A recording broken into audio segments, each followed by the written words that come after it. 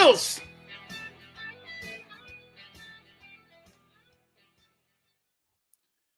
You picked a fight with the wrong dude.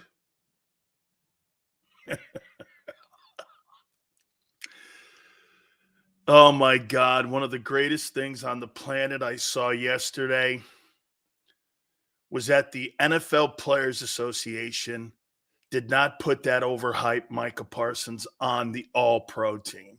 Thank you, God.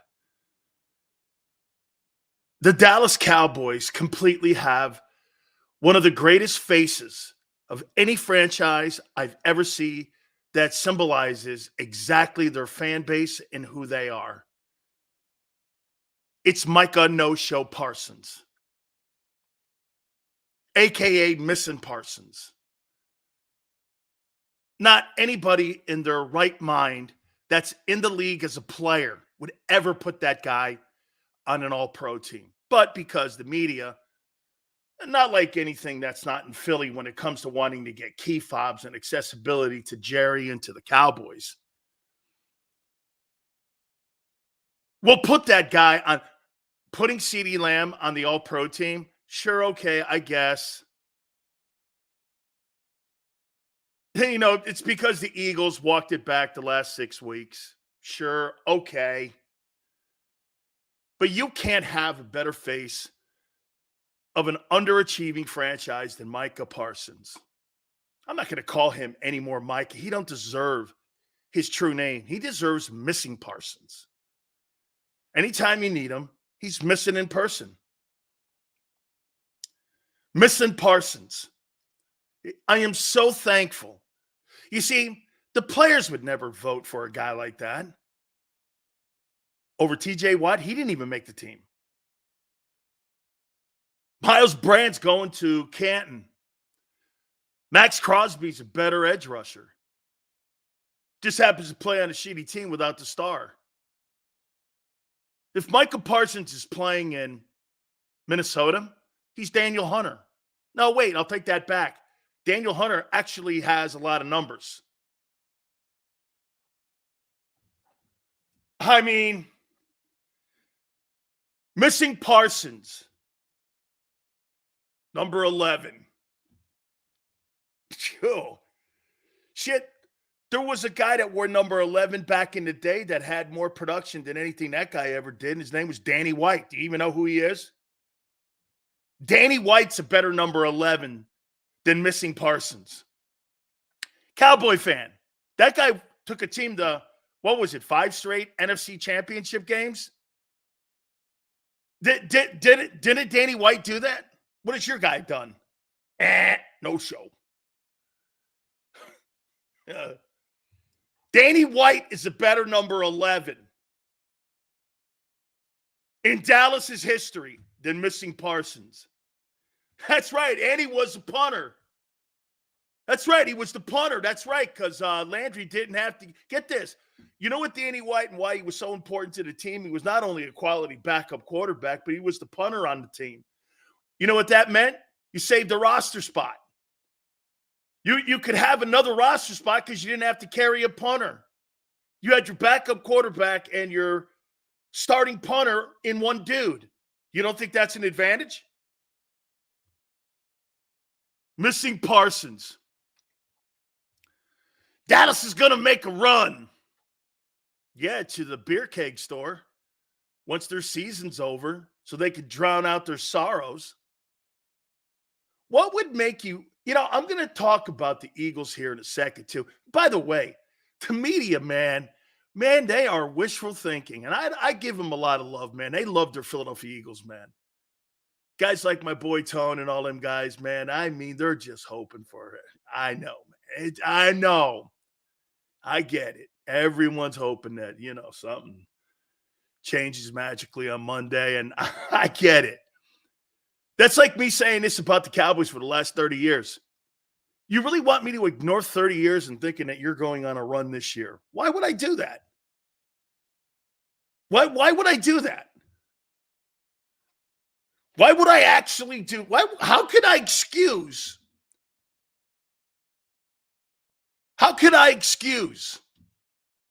30 years of underachieving. This is the year. Really?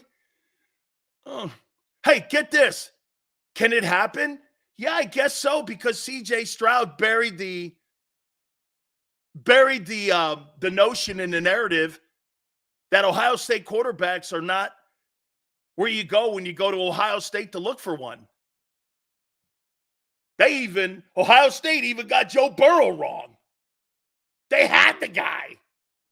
Nah, he ain't it. Oh, hey, Ryan Day, no wonder you're getting your face kicked in. You and Urban Meyer at the end there with his headaches or his whatever because of the coach that was beating his old lady up. I would get headaches too if I was covering for that guy. I have headaches too on the sidelines. Okay? Telling the players one thing and acting like another. Do you know who Urban Meyer was? He's a modern-day version of Bobby Knight. He just didn't put his hands on his players. Tell you one thing, do another. Criminal activity in Gainesville when he was the head football coach there.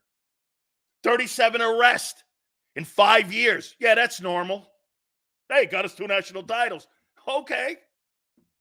Aaron Hernandez was on that team. Hey, but he won. I got it. But don't try to compromise me about quality people and playing with integrity and having women grinding on. Oh, that was with the Jags, so I'll take that back. Yeah. I'll take that one back. Come on, man. I'll tell you one thing before we get into where I'm really going here with this. I've never seen more quality coaches on the open market right now. This is a buyer's market. Sorry, Antonio Pierce. You ain't getting that Raider job. I would never hire Antonio Pierce with names like Mike Vrabel, Jim Harbaugh, Bill Belichick, and Pete Carroll out there. Are you nuts? If I got 5 years of Carroll and 5 years of Belichick setting my franchise up and then hiring an heir apparent, I'm going to take that. Who are you going to hire? Nick Sirianni? Hey, by the way, if Pete Carroll and Bill Belichick can step down in one day, your boy, what's he done?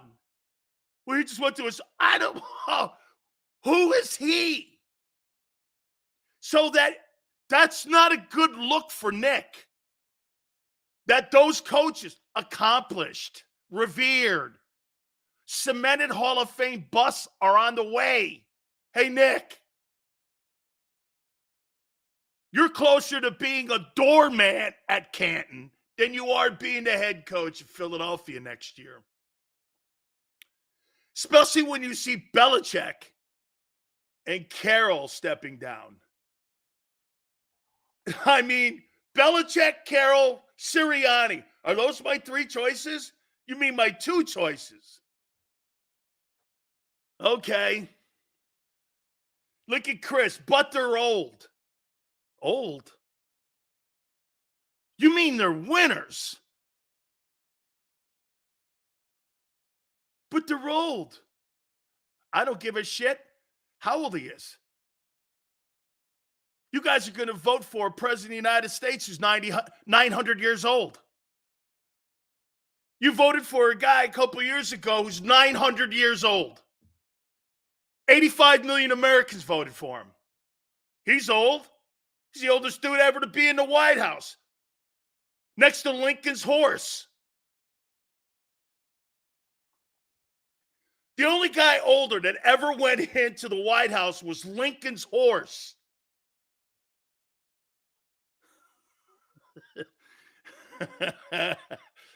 I mean, don't talk to me about our candidates that we're going to vote for in 24 are going to be near 80 years old apiece. What are you talking about? Give me a break. Belichick thing is interesting, Sills. He has a strong relationship with Lori and Howie. He does. With Bill Ben, we're going to get to that. I promise you. There is so much content today. There is so much content that I can't believe it. I mean, the news in the last 24 hours has a lot and relates a lot to Philly. But I first want to start here. I got to tell you something, man.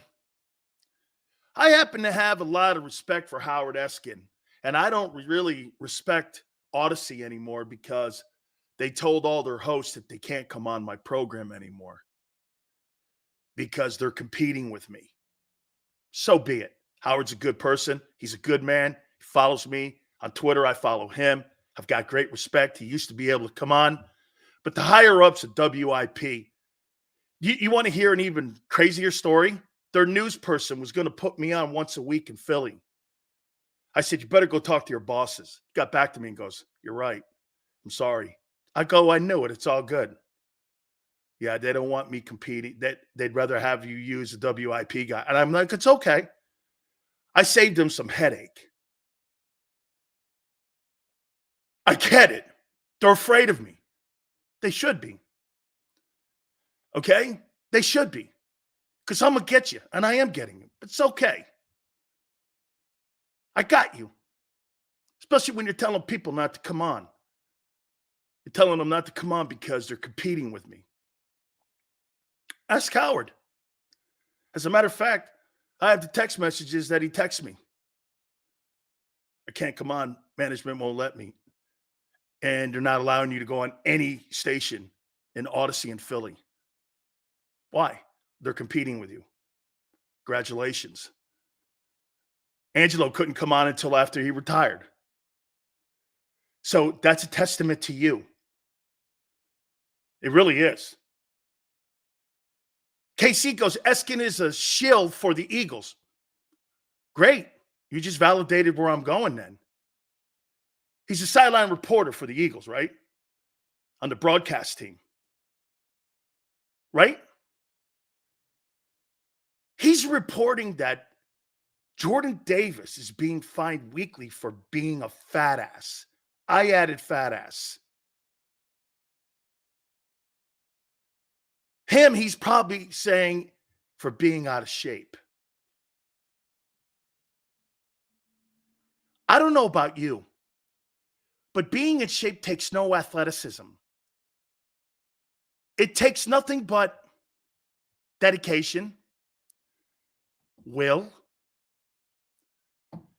and a desire to be great. And this guy would rather be a fat ass. He's not dedicated to his craft. Fletcher Cox is 33 years old. And if a 33-year-old defensive tackle is outplaying a 21-year-old defensive tackle, you should be embarrassed. You know, I had a chance to play next to Ed Jones for a little bit. And I saw how that guy prepared. And Ed Jones in his 17th year, that guy worked as hard as he did when he was 21. And he was 38 years old when I played next to him. And I couldn't believe how he prepared, his routine, how he was just absolutely focused on every single thing he did to be a professional. I wish I had him earlier in my career because I would have gravitated to that and watched how a guy acts as a pro. Because that's what you need to have in your locker room. You need, dude, they should bunk Jordan Davis and Fletcher Cox together. He should be walking around with that guy, carrying his bags every day. I had to carry Mike Stensrud's bags. Mike Stensrud had to carry Curly Culp's bags. Do you guys ever hear Curly Culp? You guys ever hear Curly Culp? Played for the Raiders and the Houston Texans or the Houston Oilers back in the day. You guys ever hear Curly Culp? He's a Pro Football Hall of Famer now. I think the mantra on him was the University of Mars. He never went to college. And Mike Stensrud played behind him and then next to him, then eventually took his job when he went to the Raiders. When I first showed up in Tampa, Mike was a 16-year veteran. He goes to me, he goes, "Get my bags." I'm like, "What do you mean, get your bags?" I was a high draft choice. They just gave me a boatload of money. And I was like, "I'm not getting this guy's bags." Marvin Powell, head of the Players Association, one of the great offensive tackles of all time, was on that Bucs team along with Joe Ferguson, who played with OJ in those electric company teams in Buffalo. Came over to me and they went, "Hey, man, when a veteran guy like that to ask you to do that, it's an honor." I was like, "Okay." So I carried this guy's bags, his equipment bag, his entire, with his helmet and his shoulders. I'd have mine. We'd put him on the bus, and I'd have to get his and carry him over to his locker.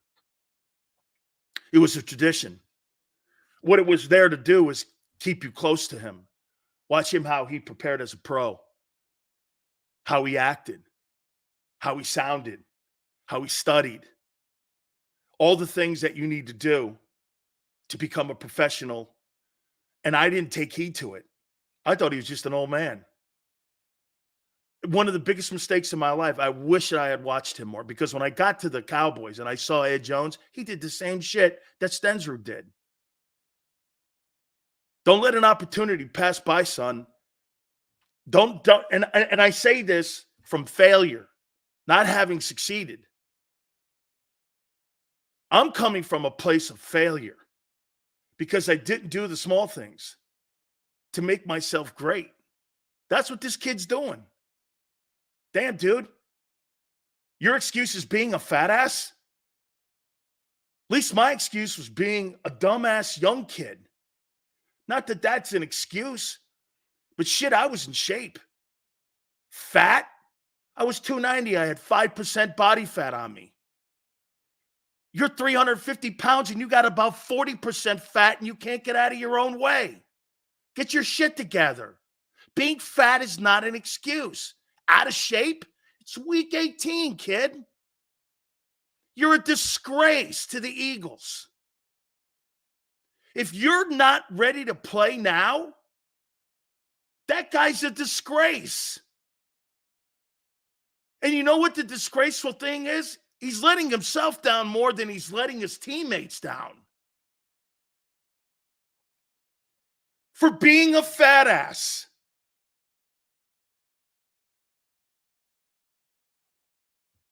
Jesus criminy. This guy's the Pillsbury Doughboy. That's a disgrace. The Eagles drafted you 13th, gave you the money, gave you the opportunity. You showed tremendous promise. And then you ate your way out of it. But because the organization's so fucking soft, they won't get in his ass. Now I know who they're talking about when they say some are committed. They're talking Jordan Davis. He's not committed. Jordan Davis is not committed to being a champion. He's committed to being a fat body.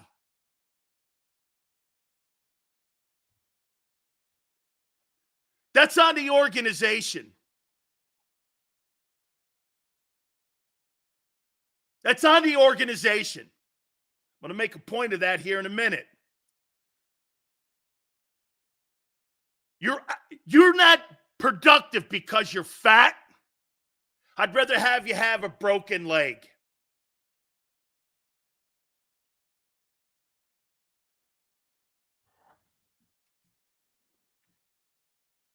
You have all that ability at that size, and you're a fat body.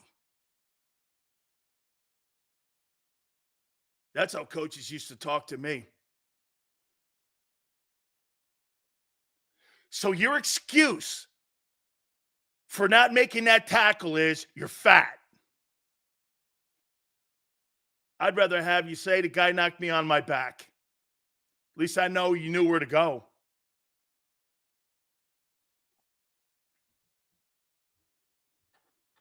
That's embarrassing. It's embarrassing. It kind of goes to what Javon Hargrave was talking. Kumbaya, country club. Yeah, we don't work hard here. You don't work hard enough. That's what the players. I know now. With Jordan Davis being a fat ass, Hargrave saying it's kumbaya and they don't work hard enough. I go back to this now. Last year, you had a bunch of pros on your team, didn't you? Guys who knew how to have self-awareness and self-preparation. This year, you don't. So you know what you have? You have a team that was not prepared to play. And you know when this started?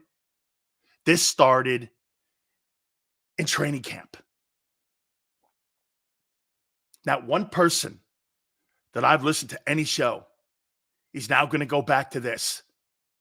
Your fucking preseason games. You take no accountability in them. You don't practice hard. You walk into the regular season. And what happens in the back end of the season when you don't prepare with hard work and get your body conditioned? You run out of steam. You're not prepared. You're fat.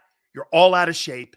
You're not putting enough work in to be a champion. You are not winning that game Monday because you know why? You're not prepared for the 23 season. End of story. Facts. They had 1 year where that thing worked because they had a ton of pros. You're fat.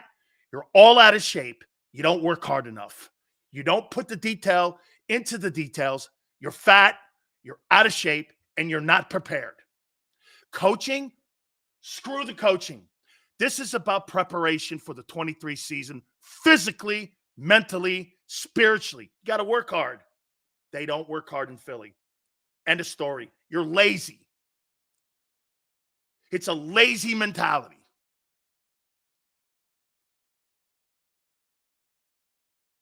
You are not prepared. I know what's wrong with it now. You looked at the preseason as jokes. You looked at some of the organized team practices. You thought you could duplicate with that veteran team of a year ago, the same bullshit. You walked into places this year where you were totally inexperienced and young, and you thought you had the same professionals in the building that you did a year ago. You know the difference between this year and last year? You had more pros in the building last year than this year. That's the difference. You had more pros. And you know what the offense saw? Defense wasn't prepared this year to play. And the offense didn't work hard enough in the offseason. OTAs, how many of those practices during training camp did they call or not have? How many times do you see them call training camp 2 weeks before training camps to be called? They play no one in exhibition football. And then, look at it. They look like they're playing exhibition football. Tell me I'm wrong. Well, gee, well, no, it's coaching and it's situational play call. No, it's not. It's fat, it's out of shape, and it's laziness, and it's kumbaya, like Javon Hargrave said. And some of the players even saying it, we're not, or some of us aren't dedicated enough. Players have been telling you. They're not prepared. That's Sirianni and coaching and organization. That's Howie. Hey, you guys are healthy and out of shape. What's the point? Last year, you had professionals that had self-accountability. You see, you didn't have to tell Linville Joseph or Adama Sue to get in shape. They knew what they had to do. Those guys were 10-year-plus pros. You think there's any coincidence that the most productive player in your D-tackle rotation is a 10-year-plus guy who knows how to prepare himself to play in a season and doesn't need a coach to tell him to do sit-ups or push-ups or get on the treadmill or get on the bike? You think he needs any of that? Absolutely not. Because he has self-awareness. Yeah, but Sills, it's the scheme. Fuck that. It's not the scheme. It's preparation. You're not mentally prepared to play a football season. Out of shape. Your football team, you're 10-1. What happened? You fell off the table. Now you get run over because you're out of gas. You didn't put the work in. This football team has no chance in hell of beating the Bucs Monday. 0. In that heat with the Bucs, The way the Bucs practice in that heat, you better pray to God it's cold Monday night and it's not humid. Jordan Davis won't get through the game because he'll have to get to a Chuck E. Cheese.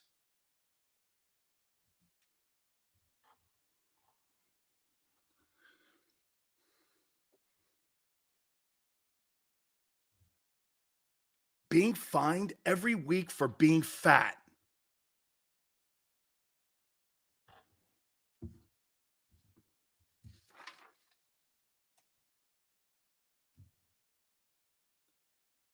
Who's that fall on? Of course, the player first and foremost. Who's that fall on? That is 100% on the coaches.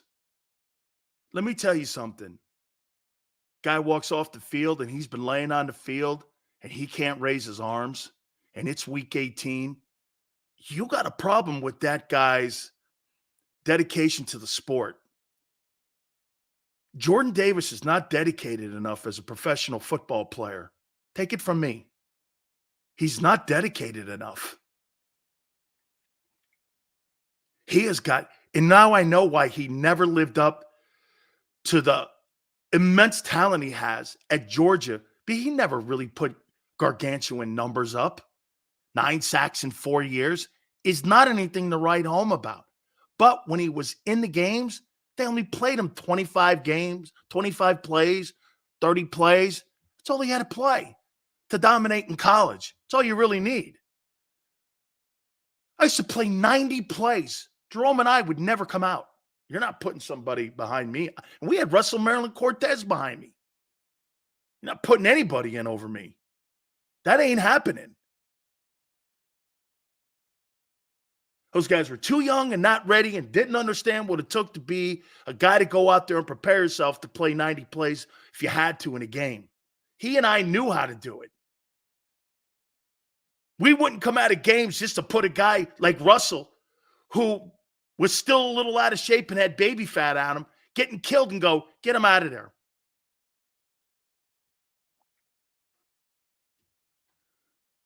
I used to throw my fucking helmet when I saw kids that weren't prepared to play. It's funny, you know what? The same stuff that used to aggravate me, I did when I got to the loser Bucs, and that's my fault. That's my fault. I let myself down. Are you kidding me, man? Between my illness and my own stupid mentality, I look in the mirror every day and go, why? And I look at Russell, I look at Jordan Davis and go, kid, you're blowing it. You can't have the reputation that you can't finish a game because you're fat.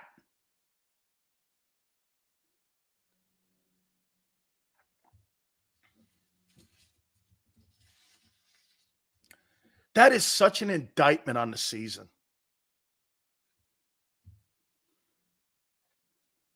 Hey, my take on Jordan Davis, what I saw early, just for the record here, my take on Jordan Davis, what I saw earlier, and the play on Allen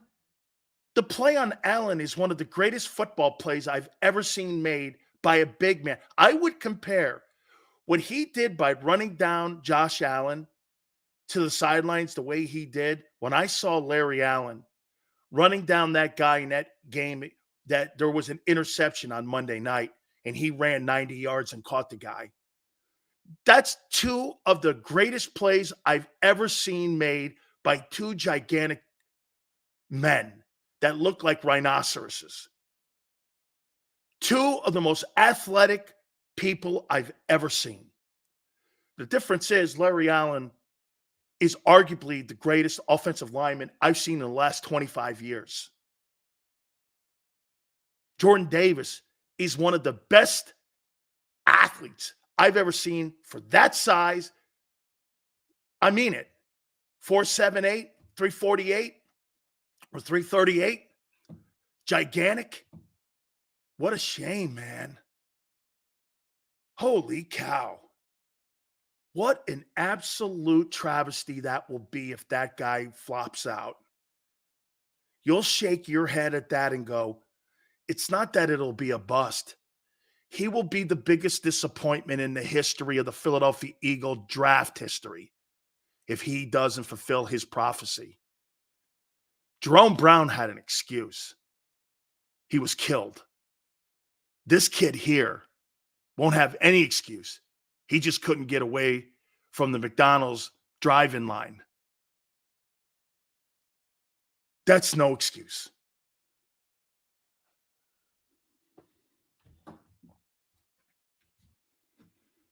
Man, the organization didn't prepare him for the season. Gilbert Bound, 345, dear friend of mine, loved him, number 93 Packers, outstanding ball player. He may have been north of 345. He's about 6 foot, 6'1". He's like my height. He might have been 355, and he can move. Jerry Ball, Detroit Lions, was a 315 guy, 6 foot guy. And he played his ass off. Never took downs off.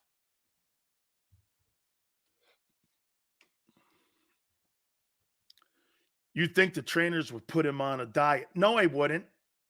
You heard Javon Hargrave say they don't have a mentality, and they're not strict in that place. You would think that the Eagles would put him on a diet? Why would you think that? There's not attention to detail. Oh, now they're practicing today, I heard. Oh. You know why they're practicing today? Because Howard said that Davis is out of shape.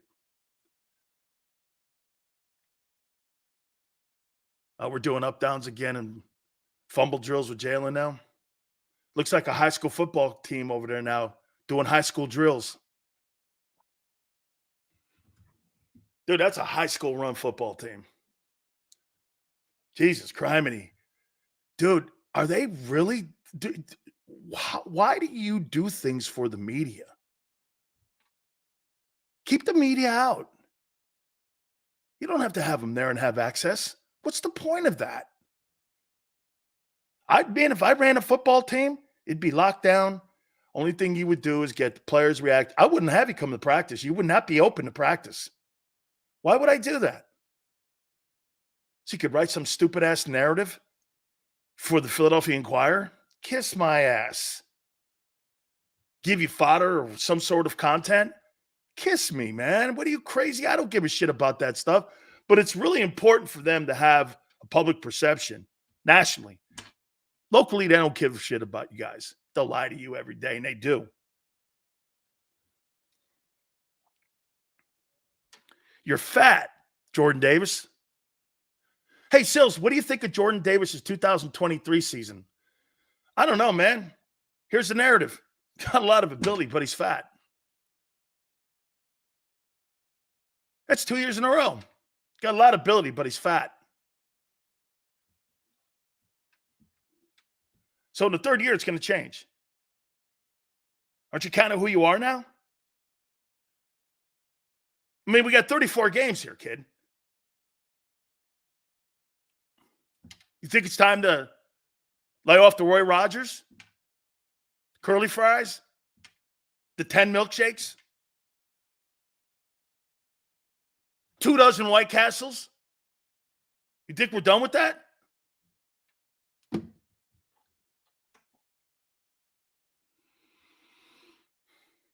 Sills, 2023 Jordan Davis. He's fat. Remember that movie Full Metal Jacket? He's the guy that hides a devil dog in his locker box when bed check's going on. Holy Jesus, you know what? What the fuck do we have here? What is this, Private Davis? It's a ho-ho. A ho-ho. Where did you get the ho-ho? From the mess hall. from the mess hall. Is chow permitted in bedrooms? No. Why is it here, Private Davis? Because I was hungry. Because you were hungry. I have failed. That's what the Eagles need. They need somebody like that dude in Full Metal Jacket. I have failed to connect with Private Davis because you are a fat body.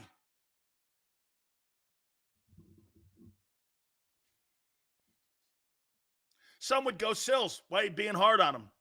Because he's blowing an opportunity of a lifetime that you don't get back. And you'll kill yourself over it for the rest of your life if you don't fulfill your destiny. I'm here to help you, son. Dear God, please don't give me the money to buy the Eagles' actual coaches. Actually drafting money being spent everywhere needed. That's why I'm being hard on him. Like the damn coaches in that building should be. Like his agents should be. He don't have enough people in his life telling him no. Damn, Jordan. You have the world in your hand. You have everything in your hand. You can be a dominant football player. I saw you dominate this league for a 6-game stretch. I said this, holy shit. Who is that?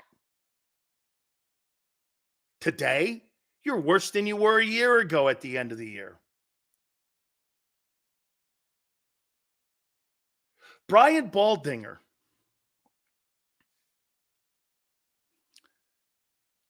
does not like to kill guys like that. Who's the other guy that goes on WIP? Ross Tucker, who's a friend of ours, has been on the program. He doesn't like to kill the guy either. The two former players that do everything they can to promote all the players. They're trashing that guy for being fat.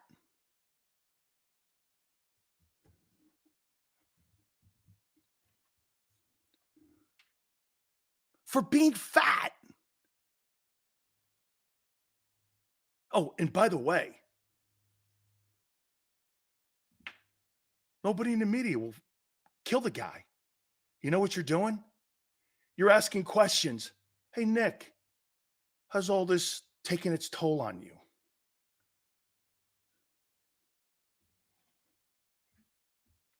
Hey, I think they're going to find themselves Monday.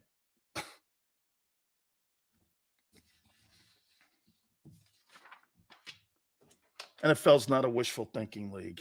It's a production league. It's a production league. Show me.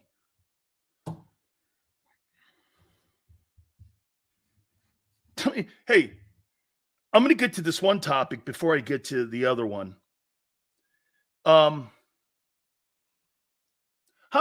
Let's do this, because I want to see how many people in here actually believe this on Monday. I listen to all our shows, and I listen to the radio shows, and I read the columns around the city, and I also nationally about the Eagles. How many people think the Eagles are going to win Monday?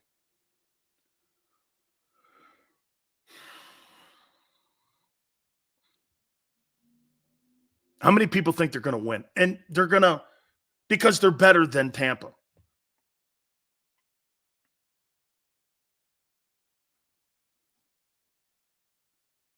I have 25, not me, W. I don't, but it's 50-50. Eagles will lose Monday, unfortunately. Evening Sills, Daza, thank you. Pride. What pride? Getting beat by Arizona and New York? That's pride? I didn't see 1 ounce of pride this last Sunday, and you're magically going to find pride on Monday? Come on, dog. Pride's not something you turn on and off. It's an innate thing that's in your belly. You see what that guy just said? He makes it sound like you can turn pride on and off. You either have it or you don't. That's not something that's on a bell curve. That's not something on a bell curve. So I listen to everyone. I do.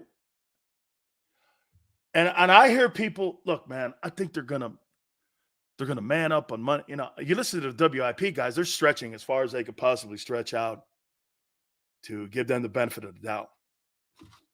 So you mean to tell me for the last month and a half, I'm just supposed to ignore how you've played over the last month and a half and give you the benefit of the doubt on Monday? Why? Hey, man, it's a playoff.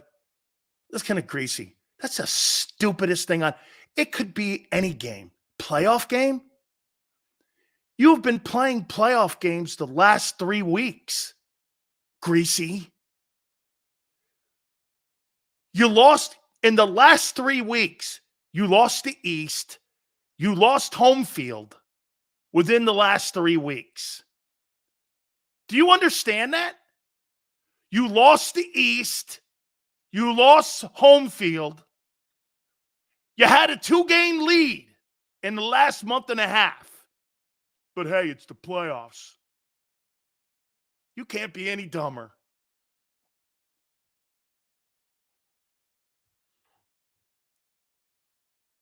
Am I really supposed to ignore the last month and a half of bad football, 3-5 since the break, to think you're going to turn it around on Monday?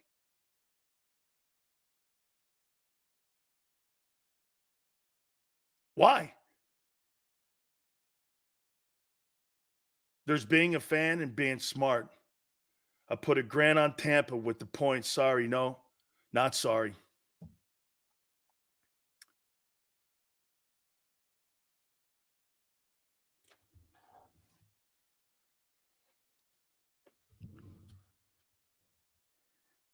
It's a game we got to win. That's fan talk.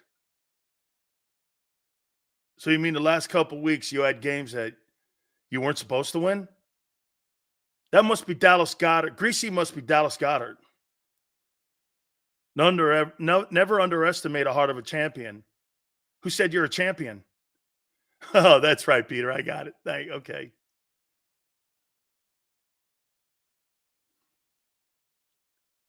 Heart of a champion. I saw that last heart of a champion in Buffalo. That Buffalo game. That was the heart of a champion. Any given Sunday? No. Any given Sunday, the Eagles can give up. That should be your mantra. Not any given Sunday. In 2023, you need to add the other word. Any given Sunday, the Eagles can give up. Add those words. You can surrender a 2-game lead in the East, and you can surrender 10-point leads. You're professional at that.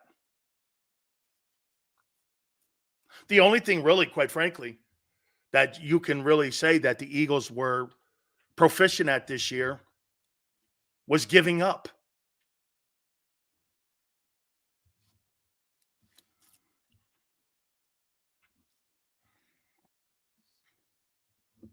Oh, and being fat.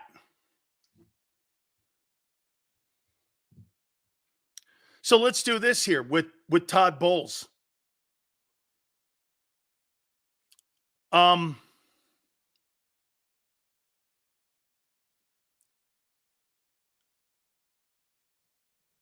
you think Todd Bowles is not going to do the same things that Jonathan Gannon and Wink Martindale did? Here's how they're going to beat Philly. You ready? They're not really going to run the ball that much. They're probably going to get 110 yards rushing, Bucs. because your run defense blows. They're going to throw the ball. Hey, congratulations to you, Antonio Winfield Jr., for being named the NFC Defensive Player of the Week, too. I know you got snubbed. You know I love you. You know you're awesome. Awesome stuff. You got snubbed on the Pro Bowl. Congratulations to you. Awesome job. Kudos to you. So, yeah, they're going to throw the ball. And you can't cover I can't name you people who play for the Cardinals. I don't even know who the wide receivers are in the Giants, except that one overpaid guy, Waller. I don't know any of those guys. The last 2 weeks, I don't know anybody who are any quality wide receivers on any of those teams. And you got 2 1,000-yard receivers and a guy with 65 catches out of the backfield and 1,000 yards rushing. I mean, who's covering these people? And don't sit here and surrender what you've watched for a month and a half.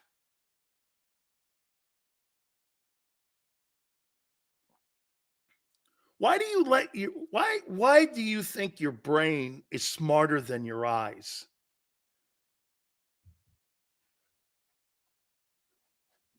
You've been watching this. I think you're watching the game with your heart. Wouldn't you agree? You're watching the game with your heart, not your mind and your eyes.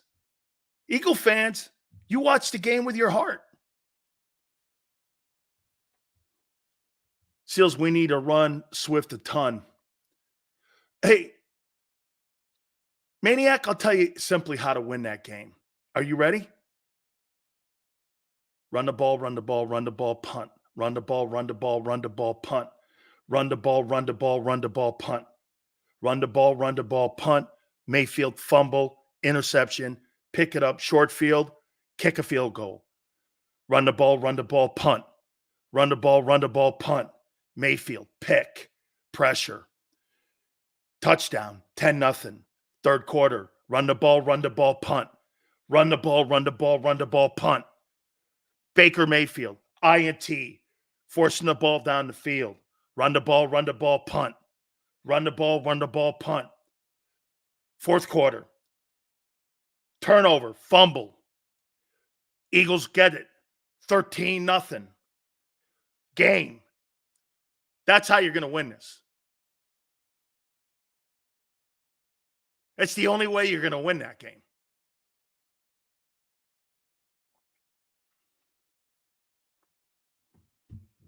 You got to turn that game into a fist fight. Because if you're going to turn that game into a back and forth, you're losing. Because your defense can't throw punches. And you know why you're punting? You're giving your defense a fighter's chance not to score, have the other team score on you. 4th and 4. What a dick. With a defense that against teams like the Cardinals who didn't punt, he's going for it on 4th and 4. Why? How many punts did the Seahawks have? How many punts did the Giants have? 4th and 4, I'm going for it. That's it. Give the Giants the ball on the 50, half the field, where they only have to go 25 yards to get a field goal and put you down, put you back with more pressure. That's the dumbest coaching with a team that's struggling on defense. The problem that you have with the coaches right now, they're coaching the wrong side of the ball. All their resources and all their focus is on the offense, like all of you. You guys are keep asking me the same old ass questions every week. Offense needs to do this. No, it doesn't. The offense needs to help the defense. You know what that is? You don't have to score to help the defense. Make sure the other team has long fields. It's the only way to win. If you have turnovers or if you have 3 and outs, you're getting beat. The only way to win is for that offense to give the Buccaneers long fields to have to score. Give your defense a fighting chance. Give them a fighting chance. When you give them half fields, turnovers, not a chance in hell you're winning. You can't even beat the Cardinals. You can't beat the Seahawks. You can't beat the Giants. Shit, the Cardinals didn't even punt on you. They didn't even need a punt to kill you. And you want to sit there in a playoff game with 2,000-yard receivers and a 1,000-yard back and a 4,000-yard quarterback who's playing better? You know, it's funny. I heard Rob even say it. No disrespect, Rob. I love you. You know that. The Bucs are just not good. Look who they've played down the stretch. Look who you've lost to down the stretch. It's one thing to do this. At least the Bucs did what they were supposed to do. Think about what and how some people in Philly look at that Bucs now compared to themselves. You know, look who the Bucs have beaten down the stretch. Not really a lot of good teams. Well, look who the fuck you lost to down the stretch. Horrible teams. Where do you come off saying that you're better? Oh, I'm not saying he did. I'm just saying that's a mentality where you have to have some balance in conversation here. Are you crazy? Yeah, the Bucs really didn't beat anybody. Well, you lost to nobodies. At least they won. Bucs took care of business. They beat bad teams. Okay? That's how you get into the playoffs. You know what the Eagles did? They built all their equity up in the beginning of the year, and they coasted like they were a 8-9 football team down the stretch. I mean, you're making it sound like, well, you know, the Bucs, they got in the playoffs. They really haven't played anybody, and you lost to nobodies. Man, I'd never go into a fist fight against anybody thinking that I was going to kill the guy. I'm going to go in there going, I'm going to give this guy everything I have. I don't give a shit what his record is. That's why all you guys 10-1, 10-2, that shit don't matter to people. That's the Cardinals. That's the Giants. That's the Seahawks. Great record you had. Looks dumb now, doesn't it? Looks like a turnover chain. That 10-1 necklace you had around your neck looks dumb. All those posts you guys made, 10-2, 10-1. Look stupid now, don't they? Yeah. 11-6. That thing looks stupid.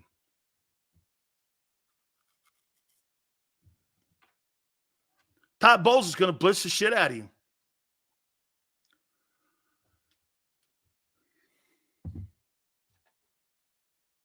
He's going to blitz the shit out of you. They're going to throw the ball, intermediate passing, dump offs. And you don't have anybody that can cover him. Well, maybe Zach Cunningham. Zach Cunningham? You mean one of those street merchants that you have playing on your team? Good God almighty. So you think a street merchant's going to cover a guy with 1,000 yards rushing and 65 catches and 600 yards almost in receptions? Good grief.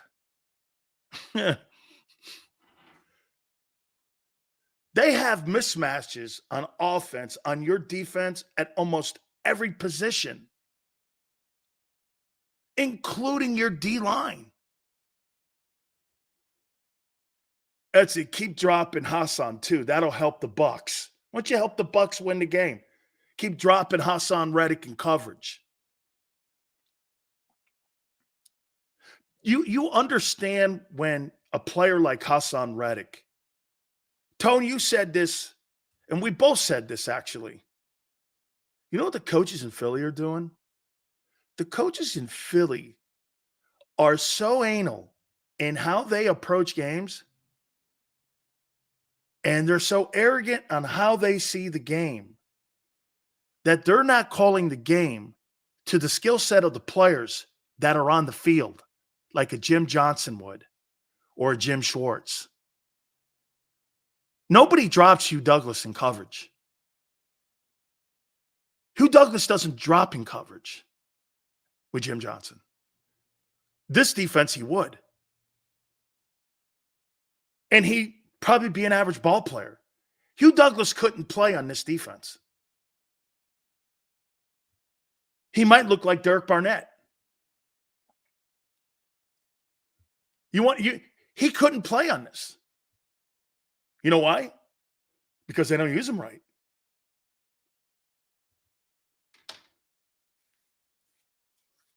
Could you imagine Hassan Reddick in a Jim Johnson or Dan Quinn defense? He'd have 25 sacks. Anybody who knew what the hell they were doing. Dude, one thing is damn sure. Matt Patricia was a clipboard holder in New England. I have no respect for that guy. I was fooled. I apologize. You know, when you think you're like Brian Flores is a hell of a coach compared to that guy. And here's the problem that you have. Matt Patricia believes in his scheme, you know, the pencil guy. Brian Flores believes in the players and puts a scheme around the players.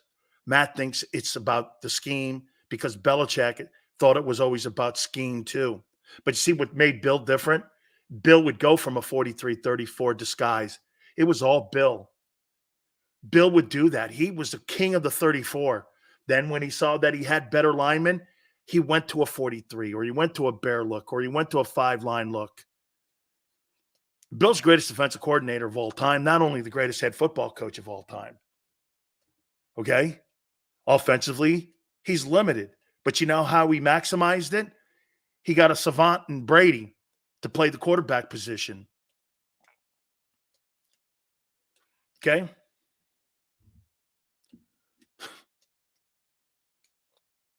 Greatest coach ever lived.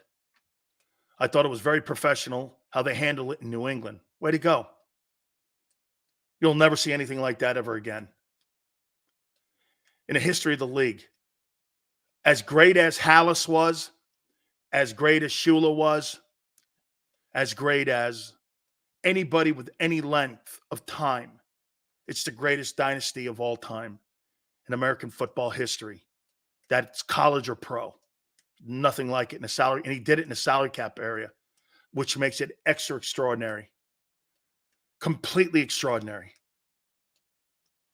That is something that we will never accomplish again. We're lucky we lived in the era of Belichick and Brady. It's like living in the era of Tiger and Jordan, and you got a chance to watch something like that. The further removed we get from Belichick in New England, the further more you're going to respect the things that those men did and how they accomplished that feat, knowing how hard it is just to get back to a Super Bowl. Ask the Eagles how hard it is. You want to hear a crazy statistic? Every year that Belichick and Brady were together in New England, every other year they went to a Super Bowl for 19 years. It's utterly unbelievable. Utterly unbelievable. The determination and dedication it takes. You know, as much as you want to say Brady, well, there was Lawyer Malloy. There was Willie McGinnis. There was Darrelle Revis. There was Amendola. There was Edelman. That fabulous O-line. There was all those great players like Hightower. There were all those players like Slater. He put all those guys on that football team too. Remember something. Ask your boy Jalen Hurts if having guys put people in hey, you think Jalen Hurts would be more effective this year if he had a decent defense? Ask yourself this. You know why Belichick would never allow Jalen Hurts? You know, look, I think that he failed Mac Jones by putting Patricia as that OC. I think that was a colossal disaster. But one thing is for sure. Remember what I told you? If you're going to be one thing and you're a head coach and your skill set's offense or defense, Belichick's defenses have still been great. It's still a good group. He needs help on offense. No shame in that. And by the way, just to put it in more perspective for you on Belichick's legendary career, how did Shula end? How did Hallis end? You want to hear a statistic? The last years that George Hallis coached, he drafted Gale Sayers and Dick Butkus, I think either in the 64 or 65 draft. You know, they never went to the playoffs with those two guys, and they were Hall of Famers. They never went to the playoffs. People look at Tampa Bay's game against Carolina and say, we can beat them. Carolina D ended up 4th in the NFL. Evans and Godwin going to cook us. They see the records. That's why, Warrior. Flexing goes Aaron Hernandez. Hell of a ball player. And also Gronk. See, unlike Flexen thinks that that's like, ooh, he had Aaron Hernandez. Hell of an all-pro football player. Just like OJ was in Buffalo. OJ Simpson was one of the greatest football players of all time. Could be the 3rd greatest back ever to live. I have no problem saying that. We're not talking about off the field. I'm talking about what he did in between the hash marks. The Juice is one of the greatest players. He ran for 275 yards versus the Steel Curtain on a Monday night when nobody else was on that team. I don't know. OJ was a great player. OJ was a great ball player. Gronk's better than Kelsey. I'll take Gronk over Kelsey any night, any day, anytime. Bigger. Insane Chris Carter hands. Tremendous blocker. He's the prototypical tight end that you would ever want lining up in your old line and being a guy running down the seam or catch and release or block and release, I should say. He's the greatest tight end that's ever lived next to Kellen Winslow. Him and Winslow, Sr., are the 2 greatest tight ends that have ever lived. Not Tony Gonzalez. No, thank you. I'll take Gronk. Better hands, better blocker. Just, he was unguardable.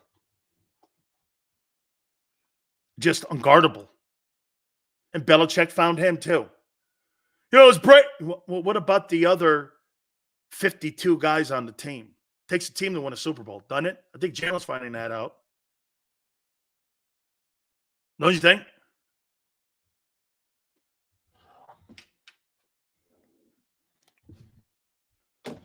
We got another topic that we're going to hit on here in a minute.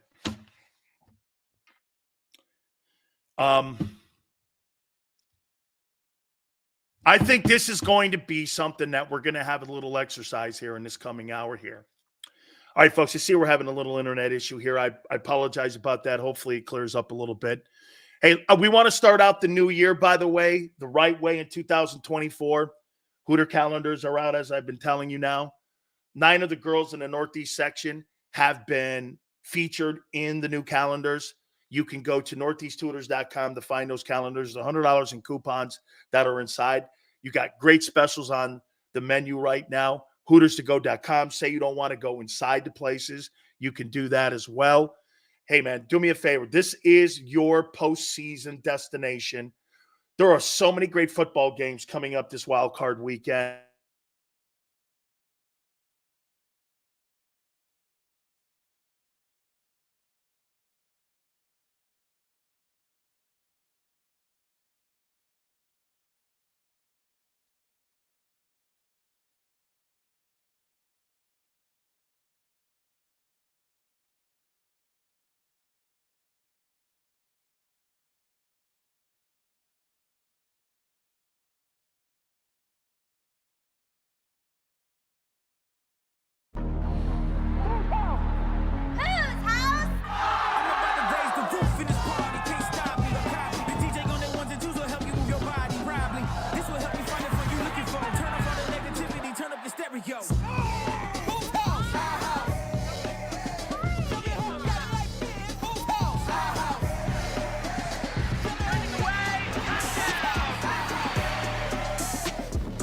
and Hooters, the perfect pair.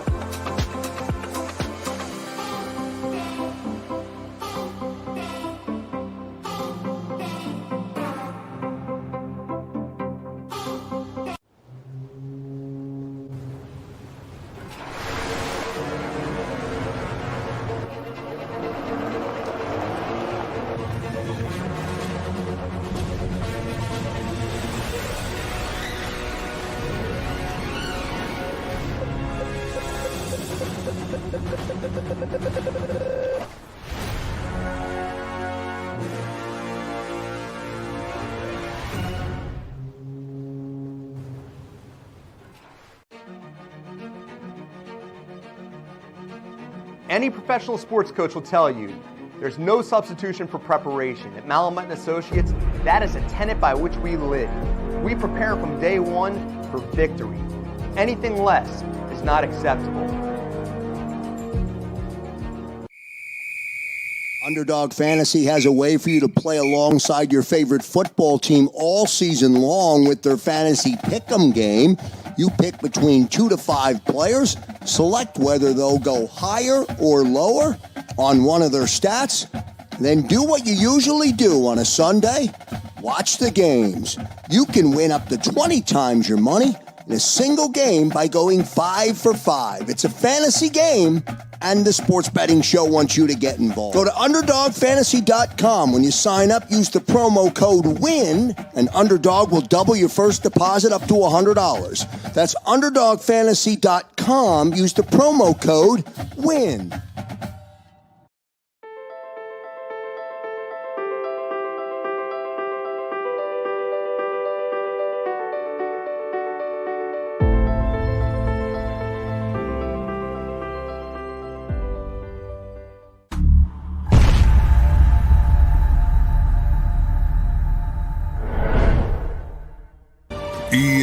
EAGLES, Eagles.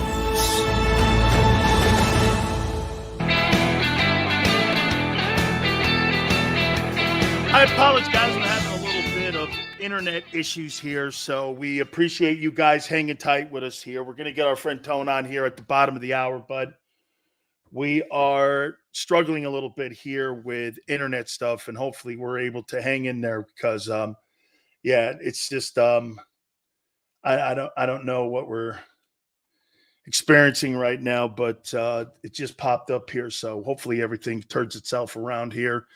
And we appreciate you guys. Please hang in there with us. If you can, please hit the like button. We'll try to weather through this here. And if not here, maybe we'll see what we can do here about reconnecting here in a second. So I'm going to throw this out at you here as we move forward here. I would say this to you. Let's not go down the line here and ask about the totality of the season. Let's more go down the line here and ask the question, the last 6 weeks. Okay? Howie's trying to get me cut off. Thank you very much, okay? I don't blame him, some of the things that we've been saying here. We appreciate you guys hanging in there. I apologize for this. Again, it's out of our control here. So anyway, in the last 6 weeks, what have been the 3 things that have stood out the most when it comes to the demise or how the Eagles have been perceived here? What have been the 3 issues that the football team has struggled with the most? over the last 3 weeks here. Quitting? Hey, Tone, let's do this. Let's try to reconnect again. Let's take a small time out here, and let's try to reconnect, okay? Let's see if we can do that. We'll hit that topic back up. Keep it here, National Football Show.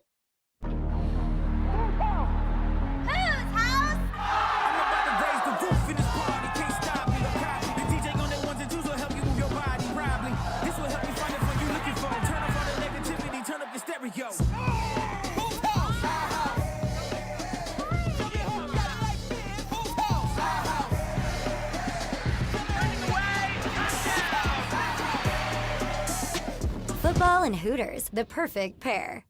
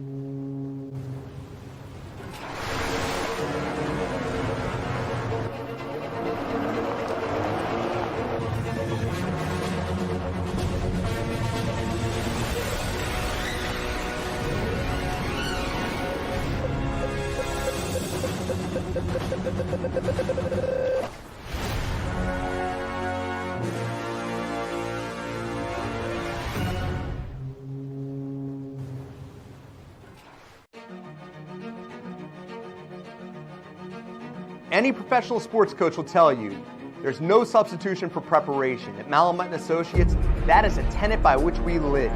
We prepare from day one for victory. Anything less is not acceptable.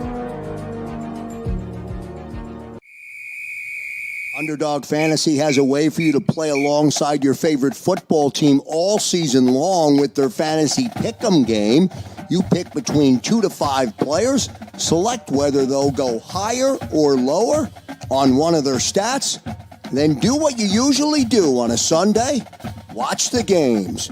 You can win up to 20 times your money in a single game by going 5 for 5. It's a fantasy game, and the Sports Betting Show wants you to get involved. Go to UnderdogFantasy.com. When you sign up, use the promo code WIN, and Underdog will double your first deposit up to $100. That's UnderdogFantasy.com. Use the promo code WIN.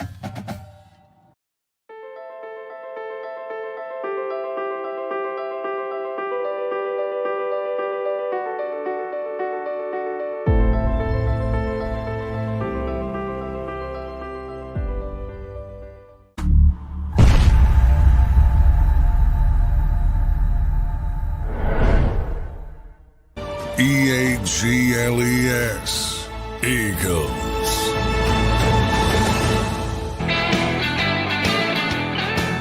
Rick Settles, National Football Show. Appreciate you coming back here. Thank you very much for tolerating a little bit of the internet and the connection issues that we have a little bit here. Hopefully it hangs in there. We appreciate it. We're also going to talk with our friend Tone. That'll be at the bottom of the hour. We welcome you aboard here. We're going to get back to our topic.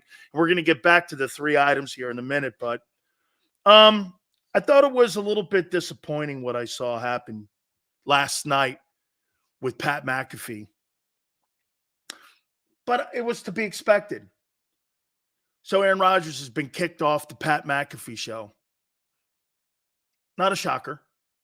I guarantee you if Aaron Rodgers had been killing Trump in his commentary, it would have been okay. But Disney's not going to tolerate that. And quite frankly, Aaron Rodgers going after a Disney employee is not cool either. So you've got to have some professionalism there. And not that Aaron Rodgers gives a shit because he's got FU money. Always remember that. When you talk to people like that who have FU money, you got to be prepared for the consequences. And Pat was going to take a knee because of job security. And that's where he's smarter than me. He's right to do that. Okay? He wants to work in the business. It won't matter in the end, though. It only just gave him a couple more months at Disney before they find something else to fire him over. Because now they got him. He should have left yesterday. But that's the business we're in today. And he had to take a knee. Jason Whitlock's right. I mean, he threw Rodgers under the bus, who helped build that show. Aaron Rodgers helped build. I mean, Pat's kind of compelling, but at the end of the day, okay, I heard Pat took a major shot at ESPN bigwig. I think his name, yes, Norby. I don't know if you know him. I do. His name is Norby. He took a shot at him, but it was Rodgers more so taking a shot at Jimmy Kimmel and that show that he has, Jimmy Kimmel Live, and Bob Iger not liking the fact that Rodgers is an anti-vaxxer and this and that, and he threw a shot, and plus the whole Jeffrey Epstein list and that. Not that I give a shit about. That's not me. I don't care about stuff like that. That's not in my world.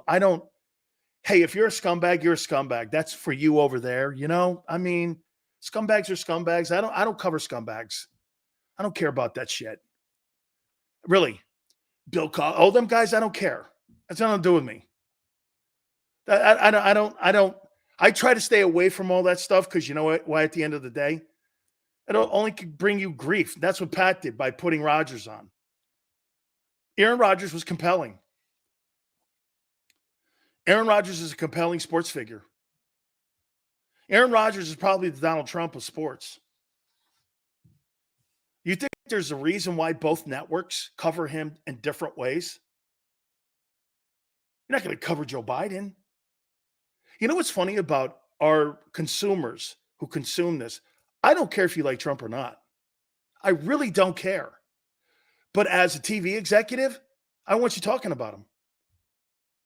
Now, if I'm a conservative like Fox News or CNN, a liberal news organization, I want you to fit our narrative, but I want you covering him.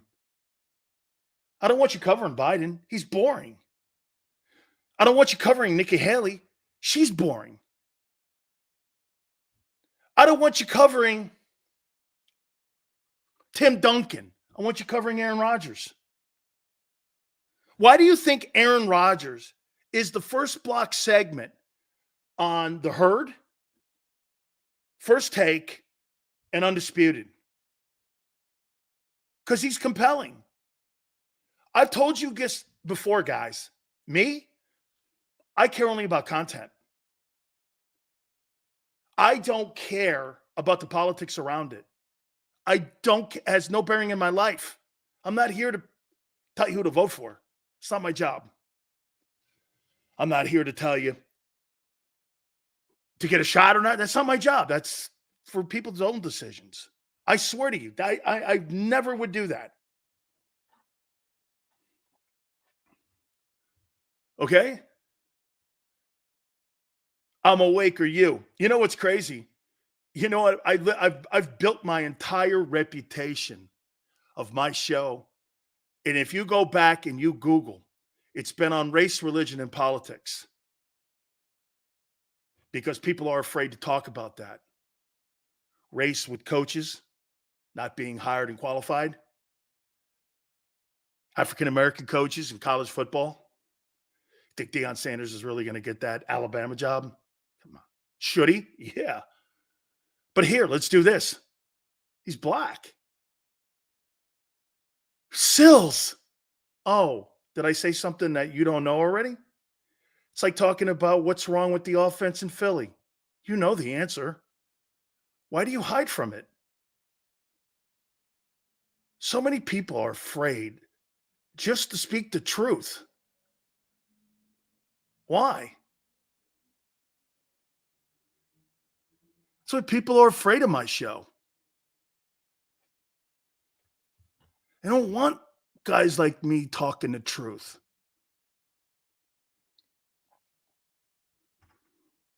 The truth.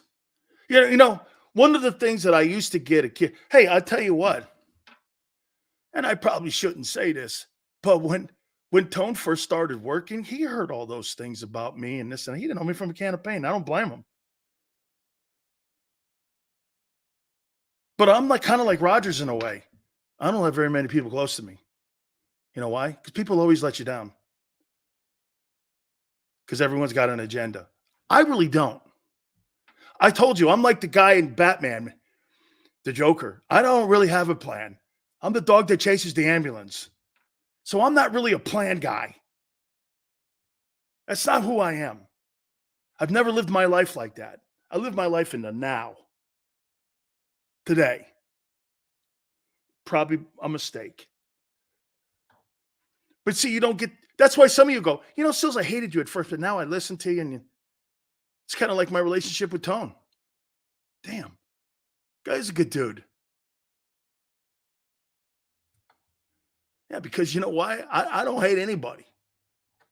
I may say dumb shit. I may say smart shit.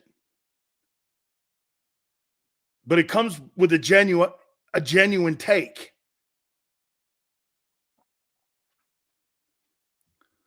Sills gone rogue? I've been rogue for 35 years.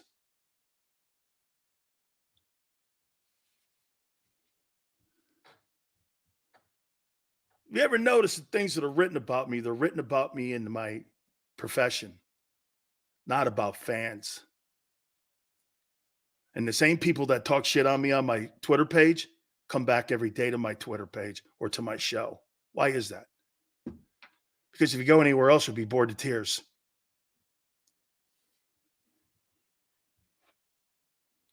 So Pat did the right thing because he's a smarter businessman than me. That's what makes Pat different than my show. He's a smarter businessman than me. Kudos. Maya's probably saying, hey, you need to be more like him. She's right. She's right. Is it ego? Probably. Is it ego? It's probably that. I can't do it. I try, man. But just like in Godfather 3, they pull me back in. Oh. Anyway, let's get back to some fun.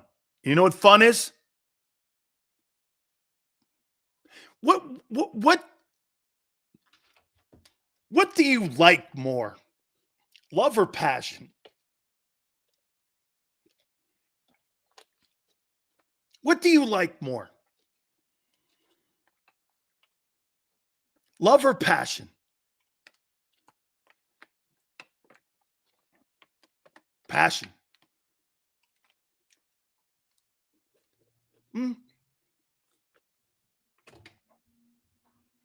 Can't have both. Passion. You know what your passion is? The Eagles. That's your passion. Love is fleeting. You could love something today, hate it tomorrow. Nick Sirianni. Here's a great example before I bring Tone on. Tone loves Sirianni beginning of the year. Not a big fan now. That love is fleeting. But you know one thing that ain't? His passion for his Eagles. That'll never wane. That's why it aggravates you to see what's going on right now. Because passion is something that stays with you your entire life. You can't get rid of it.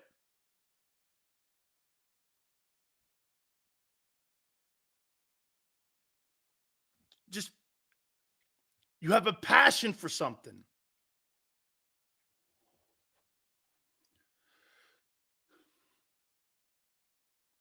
Like, let me, I started the program out with Jordan Davis. Some people probably thought that I was too harsh on him. I got a passion for the kid. I really do. I got a passion for him. And you know what? unfortunately, I have a piece of empathy in me. My wife says sometimes too much empathy. I probably get that from my aunt, where I feel for someone. And I try to do everything in my power not to have that kind of empathy for him. Because you know what I'd really like to say? I'd like to throw my arm around him and go like this: kid, don't fuck this up. Just telling you, just don't. But we're beyond that now. Now he needs a kick in the ass. But I'm not kicking him in the ass because I hate him. I'm kicking him in the ass because I want to get him started.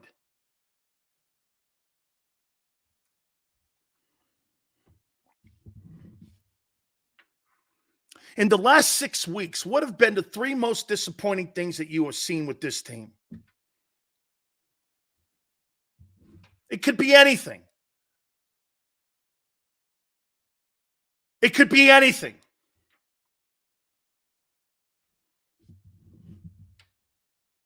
Fundamentals?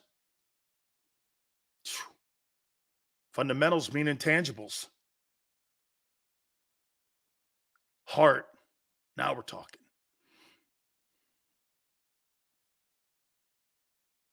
Tackling. Too micro. Agreed. I'm awake. He's an immature kid. It's time to grow up, son. You're not on scholarship anymore. No passion. Poor tackling. Situational awareness. Micro. Here's the things for me. Last 6 weeks.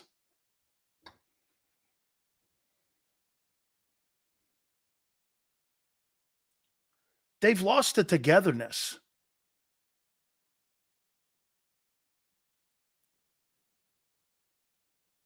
They're not pulling in the same direction. When you are on a championship team and you've got guys in your locker room that you look across from and you see every guy in that locker room and you love every guy in that locker room with great passion because every guy's doing his job. And anybody can say anything they want. And anybody can do anything they want. And anybody can address anything they want. It's the wonderfulest and best culture I've ever been a part of. A locker room is not a microcosm of society. Race, politics, religion. Jerome Brown was I had Jerome Brown here, Lonzo Highsmith here, Michael Irvin over here. All went down the list, and Cortez and Russell and near us all. We get into wrestling matches, fist fights. Louis Farrakhan versus Billy Graham, country music, rap music. Michael Irvin knocked out our middle linebackers' teeth because our linebacker was playing country music. Mike was playing rap. And I'll give you the story. And I'll tie it in to what I'm talking about with the Eagles here. So Jimmy goes on a recruiting trip. We're in the team meeting room. Drew Rosenhaus wrote this in his book. We're sitting there. We have a meeting room. Beautiful. I'm in the front row. All the leaders are in the front row. And Gary Stevens, our offensive coordinator, coordinated the Dolphins forever and the Hurricanes and won all national championships and won a Super Bowl too in Dallas.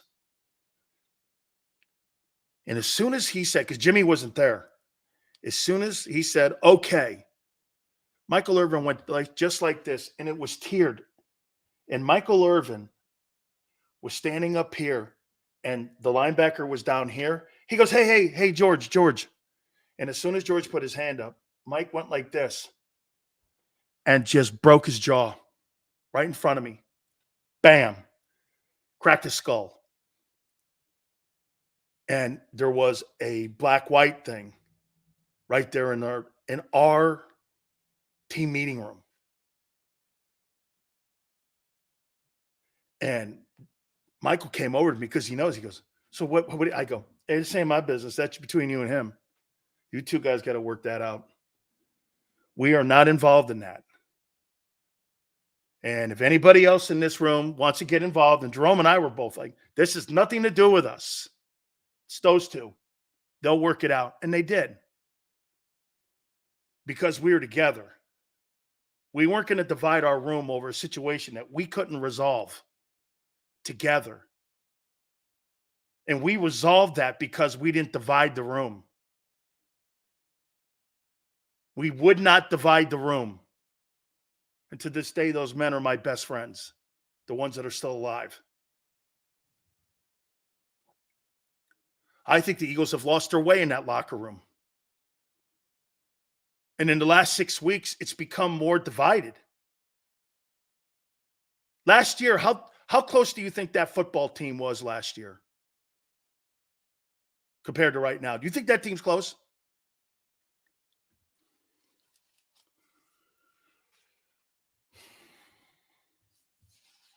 See, as analysts, you know what we're talking about? Coordinators, game plan, approach. We're not talking about the things that make a team move and heartbeats of a team. You know, how many people say this? When you tackle somebody, that's not a technique.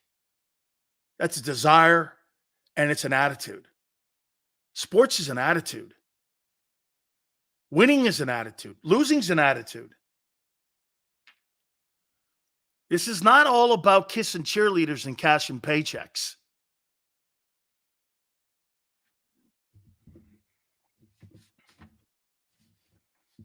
A lot to talk about here. Let's bring our friend Tone in. Big Sales, how we doing, sir? Oh, doing great, brother. I appreciate awesome. it. Awesome. Sounds good. Where to start? Well, let's start with the, you said you asked the group three things that what was it?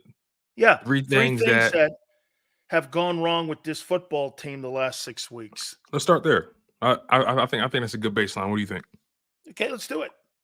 All right. So for me, at least, number one, lack of effort and commitment. Number two, lack of innovation. And number three, poor decision-making by the front office. And if you notice, each one of those things reflect a particular group within the organization. Effort and commitment, I point to the players. Innovation or lack thereof, I point to the coaches. Poor decision-making and execution, I point to the front office. And for me, there's no reason why a team of this caliber with this level of talent goes into that Giants game, goes into that Cardinals game, goes into that Seahawks game, and don't have a sense of urgency. Notice how I didn't say the Niners or the Cowboys, because people get their ass all the time. It happens. It happens. You came off a bad stretch with the Chiefs and the Bills. Okay, it happens. I was upset. I was upset in the moment, but I looked at it as, all right, you beat the Seahawks, you beat the Giants twice, you beat the Cardinals, you go into the playoffs with some kind of momentum.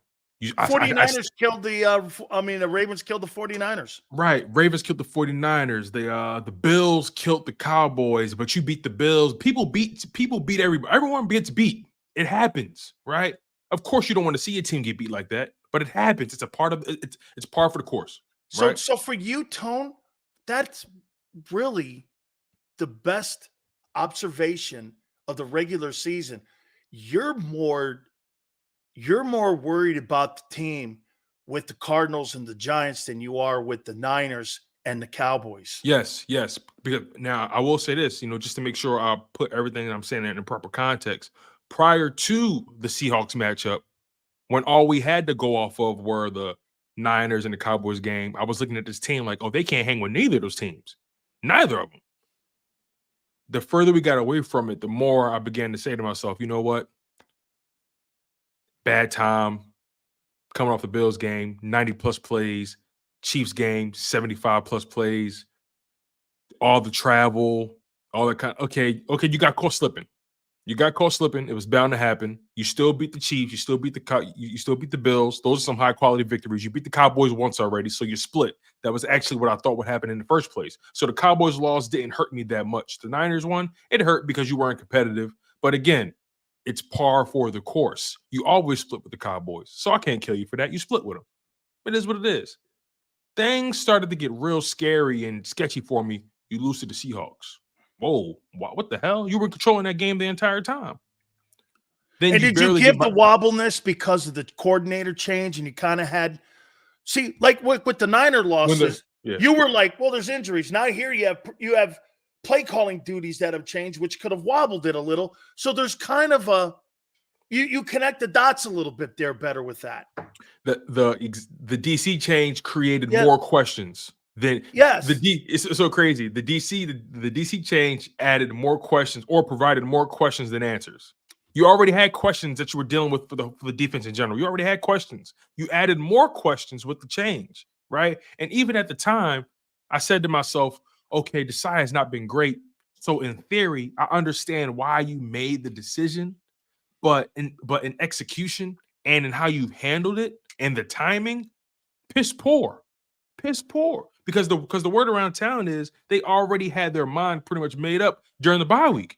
So why not make the change then? But nonetheless, I digress. The bottom line is players, lack of effort. You have everything to play for. Cardinals, Giants. You can win the division still. You had the division in the palm of your hand. You handed it to the Cowboys. So you mean to tell me your coach can't motivate you enough to win your division? Now I'm looking at the coaches for lack of innovation and lack of ability to have the pulse of the team. Oh, Nick Sirianni, that's what you prided yourself on, being that emotional connector. Now that that's fleeting, like you said, love fleets. Winning is it's easy to get your point across when you're winning. It sticks with you. It's a passion. You know what I mean? Like it's easy to get your point across when your team is winning. But what happens when you're losing? Does your message still hold the same weight? And now we're finding out with Nick Sirianni in losing times and wartime, his message doesn't have the same weight. Tone. A coach like Sirianni, when you get to the pros and a coach on a football Sunday is sitting with you and he's talking to you about some sort of game plan. Hey, look, we're going to go out there and play hard. What do you think motivates a player more? That game plan, or when you see that $25,000 direct deposit going into your account on Tuesday? I don't need a fucking coach on Sunday to give me Newt Rockne speeches to motivate me. Agreed. Yeah. I mean, when you know it's at stake, you know it's at stake. You shouldn't. It shouldn't be no conversation. It shouldn't be no conversation, in my opinion. That's how I know something's off here in this organization. Let's do this right here real quick, Tone. The Niners lost 3 in a row, but came back with vengeance. What happened with the Eagles? What was the breaking point? They just couldn't rally back. That's a great one. And Laura, thank you, Laura, for the donation. We really appreciate you. Really great.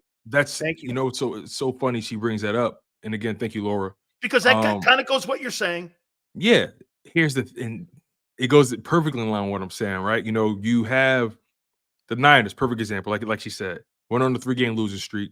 But we can kind of pinpoint where things kind of went awry. The injuries, right? You lost Trent Williams, Christian McCaffrey, Deebo Samuel, Brendan Ayuk, I think got hurt too. You had some injuries all across the board, right? On defense and on offense. And they found a way to rally back after a 3-game skid.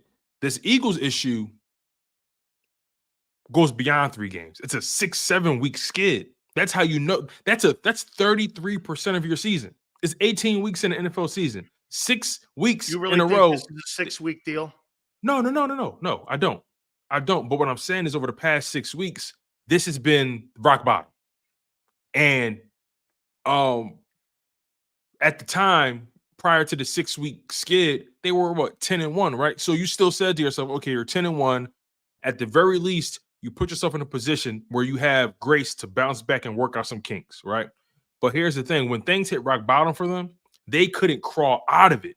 That's where I think this team is lacking.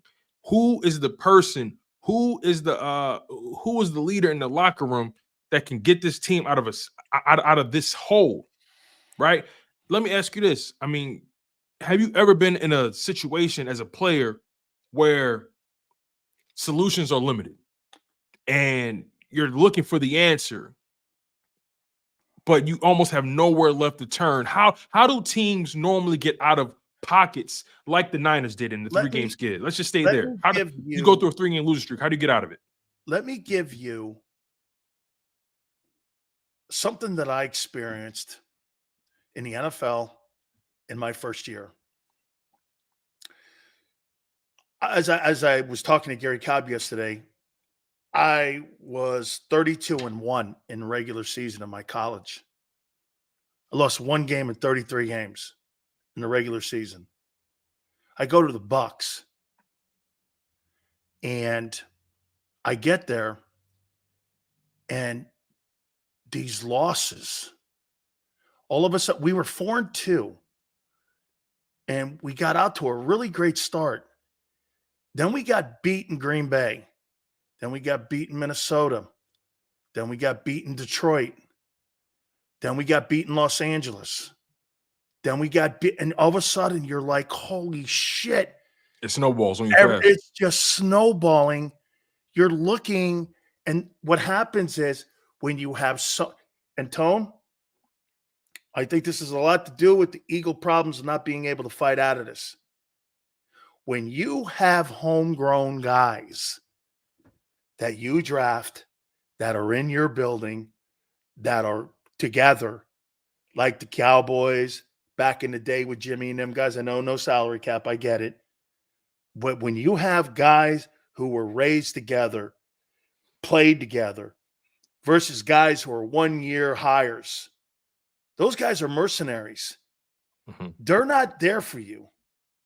They're there for them. They're there to try to get a better contract next year because most of them are on 1-year deals. Do you think, okay. I don't think that part gets talked about enough. The fact that when you bring in more free agents, you're not really establishing a culture on whatever side of the ball that is. There is no culture. Right? The defense has no culture. You're hired guns. Those guys, you had the professionals you had last year versus the non-professionals you have this year. It's a microcosm of exactly what I started the show out with. You know, I don't need to go through 3 months of training camp with Adama Sue and Linville Joseph. Those guys with, and I heard you talking about Fletcher Cox, you gave him an A. And you're right to give him an A, because for a guy that wasn't supposed to be asked to do, and by the way, the $10 million, that might be a steal. Okay? Yeah. I mean, that might be a steal. I want him back next year. Brought Sills. to the table to you. I want him back. I need him 1 more year, Sills. I need Fletcher 1 more year. Bro, I may give him $12 million. And so I'm going like this. Tone, I'm going to go back to this. Last year, that shit worked. But from what Howard Eskin's saying, and I went back and I double-checked it because I wanted to be right on this one, not the Goddard one. Howard Eskin is a sideline reporter for the Philadelphia Eagles and WIP, which is on the flagship. He's saying that Jordan Davis is being fined weekly because he's out of shape. I asked Rob that. Rob said, listen, Eskin reported it, and Eskin is a sideline. He said everything you're saying. I was shocked. I was like, are you serious? Like I said, has that been proven? He said, listen, Eskin put it out there. He reported it. And so if you can lose your job for that with the Eagles if that's not true. And Howard Eskin, he's a Gatling gun. He does not. He is, but you know what he didn't do? He didn't go overboard with it. He just said that, Jordan Davis, and he didn't put anyone's name to it, but he's the sideline reporter, which means during the in-game, Merrill Reese, Mike Quick, talk to him in-game while the game's going on the flagship station of the Philadelphia Eagles. So he's part of the broadcast team, and he's reporting that Jordan Davis is being fined weekly because he's fat is no excuse. This goes along the lines of what Javon Hargrave said, where they don't do enough work in the building. That's when exactly you come what I to San said earlier. Francisco, you work your ass off. I'm telling you, Tone, now I know why 10-1. 10-1, they were prepared to that point. They took the preseason, didn't play it. Last year it worked. Well, like I said, you had Hargrave, knew how to get himself ready for a professional season. You had Fletcher, knew how to get ready for a professional season. You had TJ Edwards, he knew how to get ready. Hassan Reddick knew how to get ready for a professional season. TJ Edwards knew how to get ready for a professional season. Kaiser White, you know what happened? You looked at Kaiser White and goes, he's replaceable. But you know what wasn't replaceable? His fucking professionalism. Yep. You're right. You're right. You don't have professionals on that side of the ball, and it's falling apart. I don't know. And get this, Jordan Davis is exactly what I felt. He's a product of the environment. It's a loser mentality on preparation. That football team is not prepared for a championship season this year by the coaching staff and the organization. As much as that worked last year with all the pros, this year with the non-pros in the building, it was a tsunami. That begs the question, how valuable were the voices of these head coaches? Now, look, I will say this, though. Say what you want about, not you, but people, say what y'all want about Jonathan Gannon. Yeah, he did have more professionals on that side, but them dudes came ready to play every week. So but they were pros. And they were pros, right? And on the offensive side, Shane Steichen, pretty much the same group, had them guys ready to play. You can have a one-year guy, and if I've got two let's look at what you had last year at the tackle position that you don't have this year. You had pure veterans. How about this? Veterans. 10-year veteran Sue, 10-year veteran Linville, 10-year veteran Fletcher, 10-year veteran Javon Hargrave. You had 40 years of professional defensive tackles. 40-plus years. This year, you got 10. One 10-year guy. Yeah, you're one 10-year guy. Everyone else is like 3 years Everyone's or younger. In diapers. Yeah, pretty much. Yeah, and Fletcher is outpacing all of them and snap count and all that. Like, so I wonder why. I was talking about this earlier, and I was saying to Rob, I said, look, man, if what you're saying is true about this Jordan Davis finding every week thing with Howard, if this thing is true, we got some issues on our hands. Because how about when they said this? Hey, he's too talented. There's certain guys in the building that are committed. Certain guys aren't. He's talking to him. Now it's starting to make sense.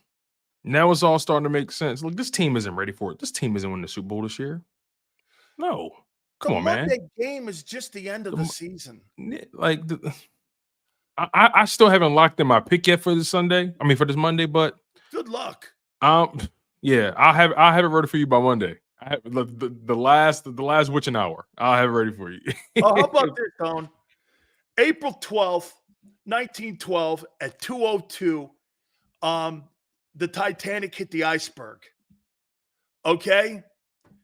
As soon as that game is over on Monday, the Eagles will have hit the iceberg.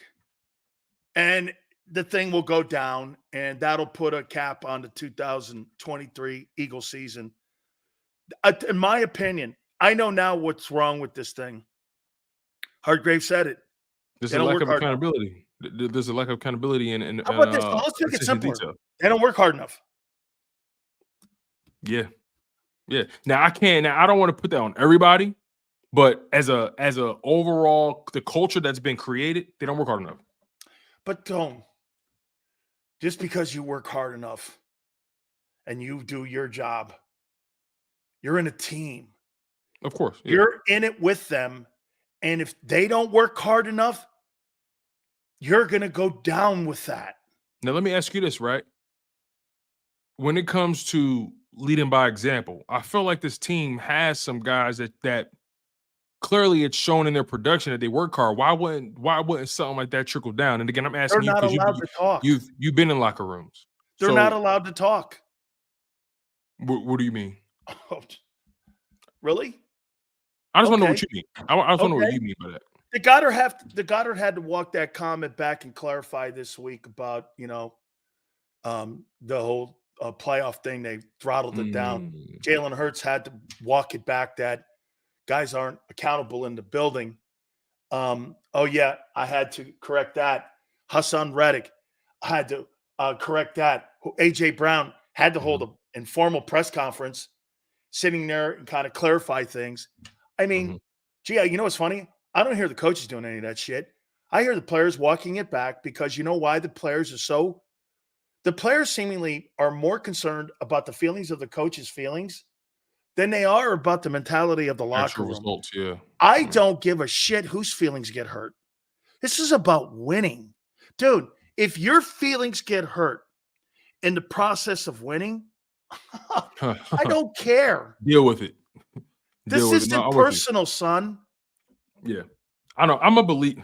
And this is where maybe you and I are like, I'm a firm believer that every now and again, people deserve to be embarrassed. Every now and again, people deserve to get their feelings hurt. Let me give you I'm a firm believer in that. Let me give you one. So we're in Los Angeles getting ready for the Rams. And I had started going downhill with this thing mentality. Ray Perkins stands up. He's talking to the team. I'm sitting there. I'm in the second row. And he looked at me and he goes, "Hey, Sileo, let me tell you something, son. I want to tell you one thing. Gave you all that money, drafted you as high as we did. We paid you like in front of everybody. Paid you like your buddy Jerome. Paid you like a first rounder. And you're giving me that shit effort? You ain't on scholarship anymore, son. You're not on scholarship.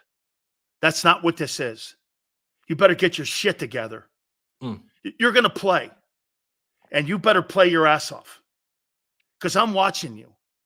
And I'm like, I felt this big. And I sat there and I was like, God damn. That's why when I talk about Jordan Davis like this, son, please, I beg you.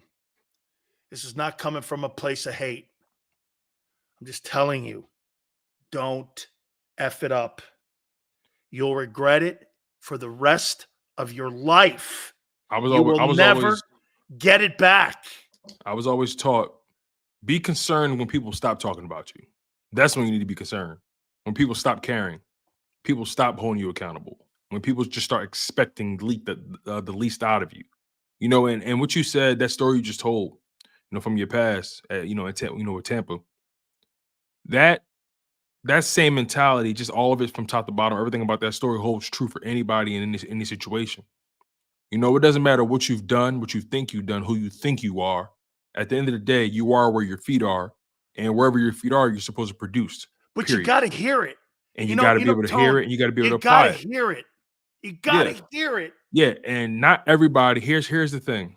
Not everyone's, it's sad to say, not everyone responds to that type of criticism, right? I do. I respond well to getting my ass beat. You know what I'm saying? Like, I respond well to that. So my aunt hates when I bring these stories up because why though? Because they matter to me. They matter in the grand scheme of things, in my opinion. It's anecdotal evidence of what the NFL was like. This is not a daycare center. Tone, how can a guy like me go back to my apartment? Kind of makes me emotional. And I'm kind of exposing myself here. I look out my window on Bayshore Boulevard. Hugh Culverhouse is 2 stories up, the owner of the Bucs. Got me this room. I don't want to do this anymore.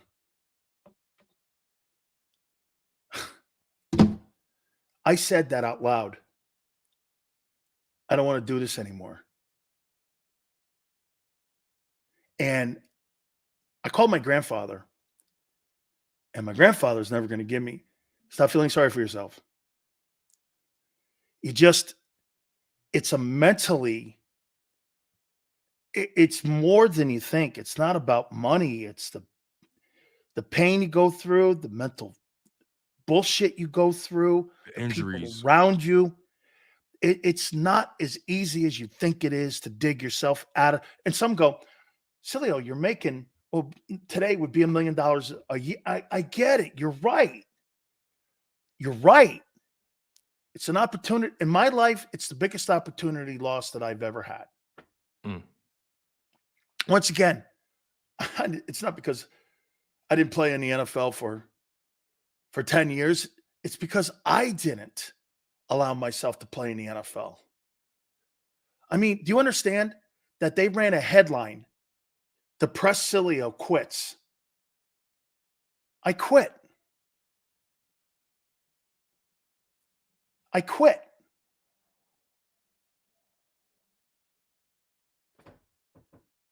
I wasn't fired. I wasn't cut. I quit. Jay Glazer saw that headline. Too bad you didn't have anyone to talk to. I go, talk to? Jay, I needed to have my ass kicked.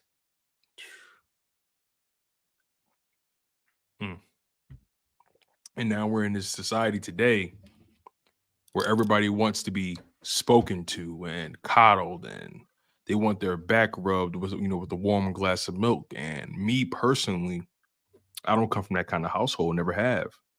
Obviously it's not on a professional sports level, but just in general, when it came to accountability, producing, living up to the expectations that was set for me, but also the expectations that I set for myself. It's not something that you can just overlook and think you're just going to coach your way through it. You have to show up every single day. You got to commit yourself to the goal every single day. You know what I mean? And this team seems like they're at a point where they're listless, they're emotionless, and I don't know what I think I personally believe they're dying a slow death this season. Okay, here it is. That's what I believe.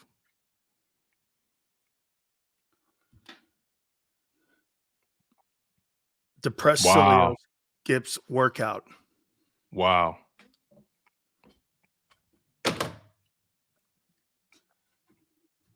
Wow.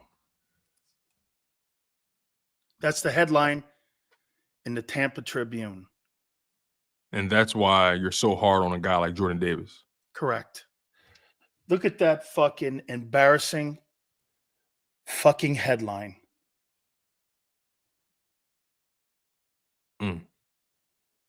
See it right there. The proof's in the pudding. pudding. When I talk to people, people think that I talk like an all pro. No.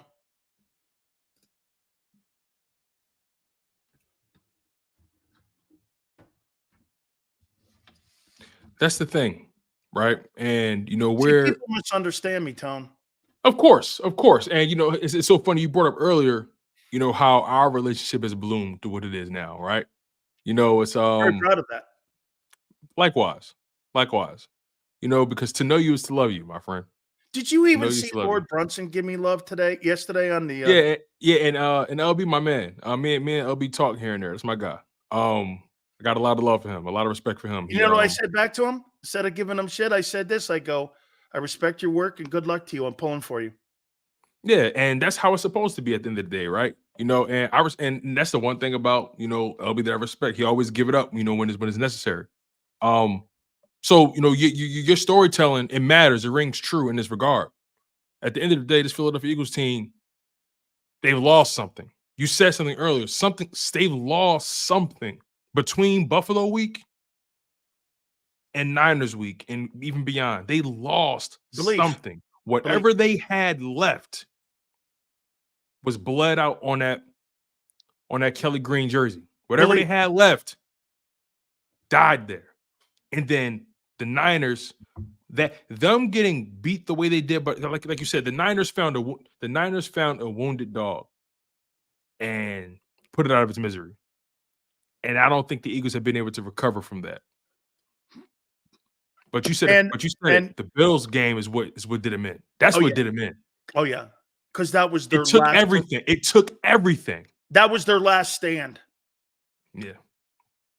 It took everything. That was their last stand. And you know what? They haven't been able to get up since the fifth quarter versus Buffalo. Okay. It took that was the last game we saw Jordan Davis with any kind of motor. It took everything. You guys over here better stop your shit because, because I gave you a story doesn't – I like you guys hard as ever, okay? So let's just keep it here. Remember, and LJ, I love you too, man. I appreciate it. But listen, man, I think I have to tell you guys where I come from because – Brian. Kumbaya said, there you go. Brian, now I feel better.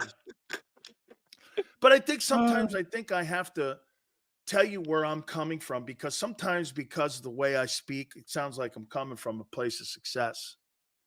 And my place of success in football, I had to piecemeal a 7-year pro career together in 4 leagues just to say that I was able to play 7 professional years.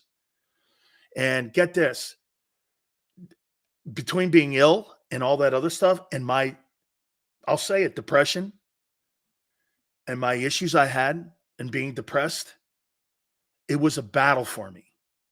It was a mental straining, unbearable, mental exhausting 30 years to get where I am now.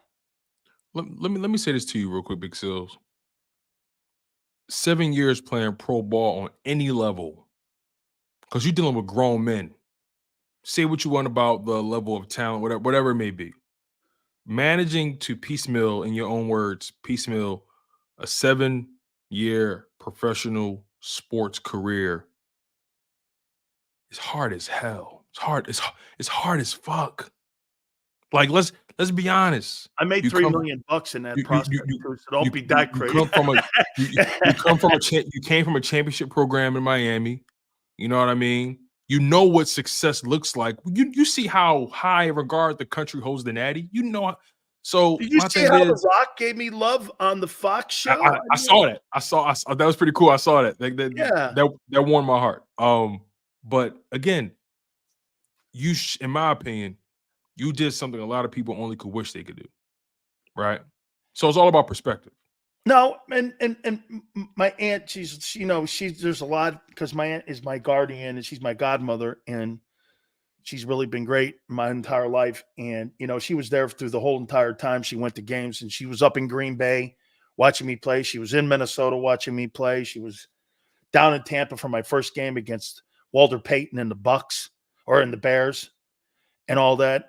And so she was there the whole time. And then in the World League, then in Canada, then in the Arena League. I had to put it all together like that. And finally, when I was in Canada, I did, I was 33 years old and I just looked at it and I looked at myself and I said, I'm done. And I wasn't in any way going to be cut. I had put 4 games in the Canadian League, albeit the Las Vegas Posse. And I just went to Ron Myers and I wanted to finish my career with Ron Myers because Ron Myers had the SMU program and it had the death penalty back in the day. And I wanted to play for him, but the program went on probation and they canceled the program. Theoretically, that's how I got to Miami, or I would have went to SMU because they were offering a ton of money. I mean, they were offering a ton of money and I really loved what they were doing. I would have played with Dickerson, but I went, no, and then the whole thing, it worked out the best for me. Actually, first I was going to go to Oklahoma. Barry gave me a scholarship and Barry let me out of it. And I went to Miami. So it worked out, but yeah, Tone, I battled, and I don't really talk about it a ton, but I battled a lot of depression when I was younger and it really affected me. And, and then when you get into situations where it's not convenient, you have to be coached by a certain guy. Jimmy got the best out of me. He just totally got the best. I got hurt in Tampa. Then I got sick in Dallas. And it just was never meant to be. But when I see guys like Davis, or I see guys that don't live up to what they're capable of. And how about this? If Jordan Davis was in shape and he was just getting beat, to me, I would put him more in a category of being Brandon Graham. Let's give him a little more time. See, Brandon Graham was never going to be accused of not having the intangibles around him, that he was not going to be prepared for a regular season to play a game. He may get blocked. He was a late bloomer. Right. That's right. He may not show you right away the big splash plays, but there's something there. And you've got to have an insight if you're a coach to go, let's keep going with this. Let's keep going with this. And then the best thing that the Eagles ever did was allow Brandon Graham the space to grow. And they got a shot because of an injury. Let's keep it in mind. Opportunity, man. Opportunity because of an injury. It forced them to keep him due to depth purposes, and he took advantage. And he's going to get a green jacket. Timing and opportunity, is everything, man. I understand your point. Oh no, Flexen. Oh no. Oh no. If anybody thinks that I am done with Jordan Davis, absolutely not. I'm going to ride that kid's ass even more because there's greatness in him. That first part of the season, those first 6, 7, 8 games. You can't play like that. Show me that and not be that. He was ferocious. The first, okay, let's just use the bye as the marker. Prior to the bye, he was ferocious. He was ferocious prior to the bye. He was doing everything. Getting off the block, throwing guys to the ground, picking up double teams. Like, he was ferocious prior to the bye week. He hit a wall. So a guy like that, when you see that kind of athleticism, that kind of power, that kind of explosiveness at the position, when you've played that position and you know what it takes to play it, and you see a freak built like that, you're looking at him like, bro, what the hell are you doing? Hey, like I told you yesterday, that looked like a rhino running down Josh. Josh Allen must have went, what the hell is that thing? The Bills sideline was like, hey, my man, just stay down. Don't even try to get back up. You see everybody part like it was like the Red Sea, man. Everyone's get out of the way of that dude, man. And listen, Tone, this Monday game, it's almost like you know when the wake is. Yeah, that's kind of how it feels. I don't feel that energy. It don't feel right to me. Something about all of this just doesn't feel right to me. And I can't deny that.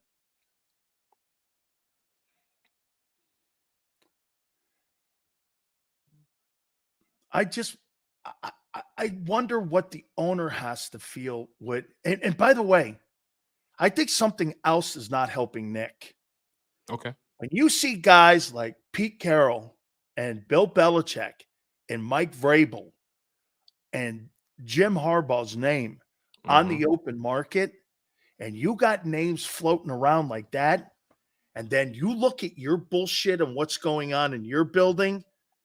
Hey, dude, general managers like to upgrade positions, don't they? Not a good time to be on the hot seat. No, because I would say this to you.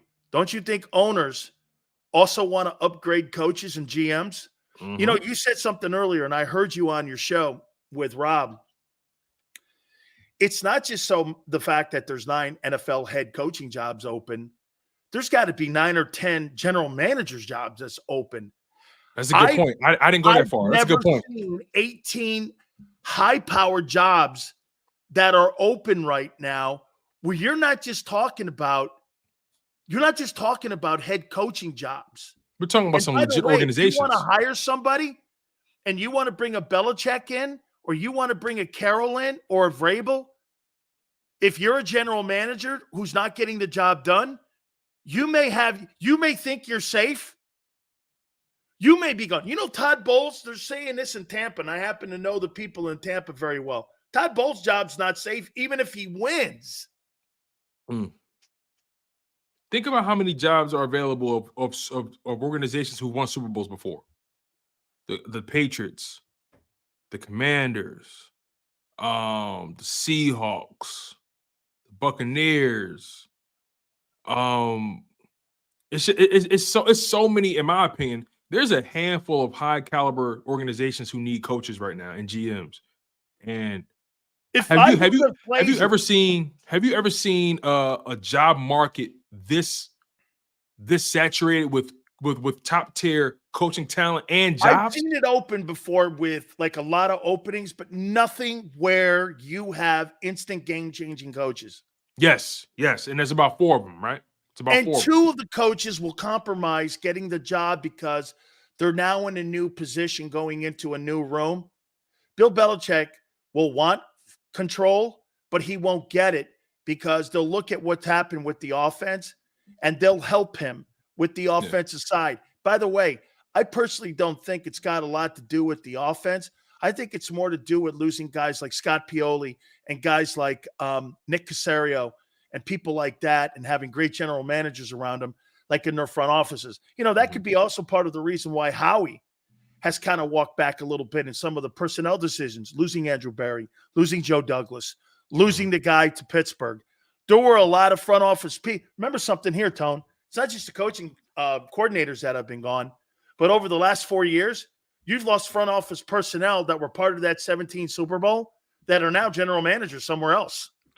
Yeah. You've lost a lot of quality people that now have gone on to do other. Look at Andrew Berry's job. By the way, how do you feel about Andrew Berry now as general manager in Cleveland, even after the Deshaun Watson deal?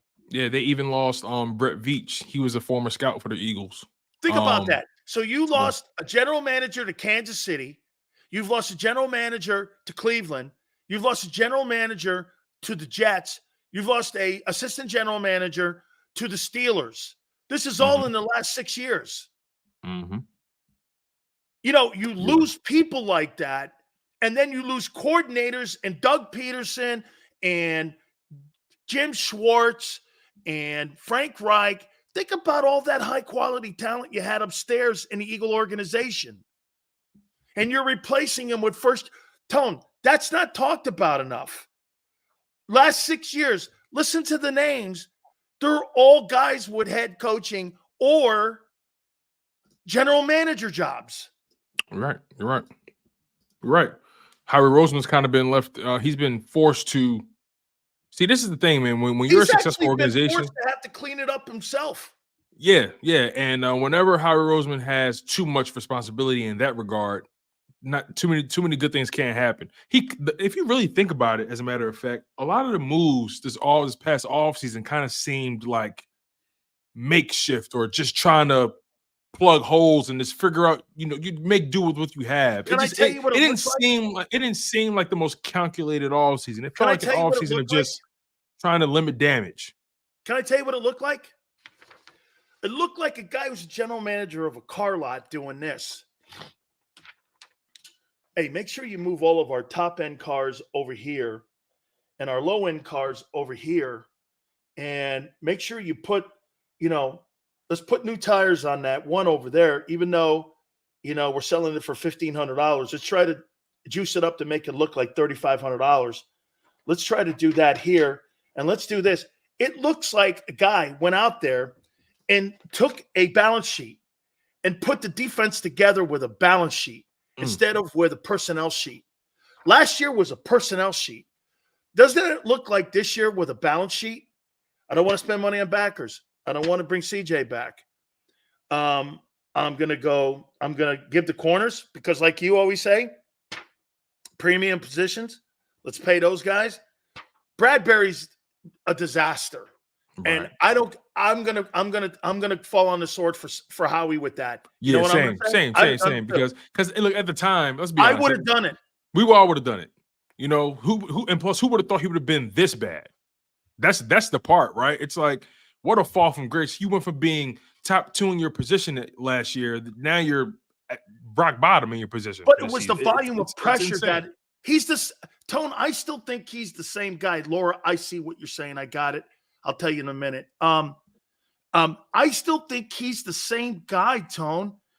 But the difference is your front four is not getting home and you're not getting the pressure and you're dropping Hassan Reddick in coverage. Your backers aren't covering. And you're asking him to play man. That's exactly who he is. Mm-hmm. That's who he was when he got cut in New York. Yeah. It was almost Doesn't like it look like Bradbury last year in New York this year? I was literally about to say it mirrors that almost. He had that strong year with the Giants, and then the Giants didn't want to pay him anymore. And he ended up in Philly. He had a strong year with Philly, and now Philly is having buyer's remorse. Well, then So next year he's going to be an All-Pro. Hey, listen, by that logic, right? Hey, well, he's every other year. You want to go there? Maybe next year he's going to be good. Well, next year they're going to have. Well, no, they'll still have a strong schedule because they're a playoff team. So yeah, like this is an interesting question. So what team do you think Jim Harbaugh would want to coach? Team he's got the most power. Now let's take it a step further. Which team or which organization do you believe puts him in position to have the most power? So you're assuming he's gonna, or we're just going shits and giggles here, NFL? Yeah, shits and giggles, NFL. He chooses one of those jobs available. Which one gives him the most latitude? He's got a spectacular relationship with the Spanos family. As a matter of fact, when he coached the University of San Diego, I happen to know this because I know Jim well when he was at the University of San Diego, and I was covering sports there with 1090. Mm-hmm. He wanted the San Diego State job, and the Spanos family went and fought for him. They didn't give it to him. They gave it to Brady Hoke. Then they gave it to somebody else. Then he went, okay. Then he gets the Stanford job. So he gets the Stanford job. He gets the Stanford job, and he takes that team from a perennial academic school to a Pac-12 power, going to Rose Bowls. They were 12-1 their last year. Then he gets the 49er job. And in that whole process, the dad has been friends with Dean Spanos and the Spanos kids. Didn't the dad win the FCS championship? Then the dad went with Western Kentucky, right? Dad's got a Division AA national championship. The problem that you have, though, is that there's internal bickering between the Spanoses with the daughter and the brother, Dean, and they want to sell the team. And Dean doesn't want to sell the team. So I don't know if there's enough ownership stability. Now, the word is that something that Jay-Z and some other partner may want to be in line to buy? Like, who's the guy from the BET and the BET? What's his name? Oh, Johnson? you're talking about Johnson. Oh my God, Johnson, the guy who owns BET. The guy who owns BET. I thought that was No, you're thinking of the Weather Network. No, I'm talking BET. No, I know you're talking about BET. I think his name is Johnson. Him and Jay-Z and some folks coming together and putting some money together to buy the Chargers. Robert L. Johnson. Robert Johnson, that's it. Robert Johnson, co-founder of BET. He's got the money. And so that would be something to think about. But for Jim, see, man, that was handled with such class today. I like that New England job. And I don't know why people think that's a bad job. I don't think it's a bad job. I'm telling you, that like just the whole narrative surrounding the Patriots with Bill Belichick, it's just been really negative. But would you want to follow that? Yeah, but if you're Jim Harbaugh, you don't care. Would you care? No, if I was Jim Harbaugh and I just won a national championship and I had the success I had in the NFL, no. Because Jimmy Johnson, he replaced Tom Landry. Now, albeit Landry was 6-10. Yeah, I don't know if I would care either. I mean, it's a job. You know what I mean? I came there to carve my own path. Of them in the world. Right. I wouldn't care. Like that Atlanta job looks pretty. I think they have enough pieces. But if you're Belichick, do you want to go to a place, or if you're Harbaugh, or if you're Vrabel, do you want to go to a place, especially Carroll and Belichick? Do you want to go to a place where you're gonna have to get a quarterback? See, to me, if I'm Harbaugh, I want to go to that Charger job with that kid, Justin Herbert. Can you imagine Justin Herbert with a qualified offensive coach like Harbaugh? Look what he did with Kaepernick. It'll be the first time he had a qualified coach since Shane Steichen. Dude, look how good Kaepernick was. Kaepernick was. People want to forget. Jackson. People want to forget. He was great. Kaepernick was sharp under Harbaugh. Dude, I thought he was. In my opinion, I disagree with anybody, and I don't care what anybody says. if you look at his last year, even when they were 1-10, He should have that guy was trending for 2,800 yards, 26 touchdowns, 6 picks, and 900 yards rushing, and 8 touchdowns.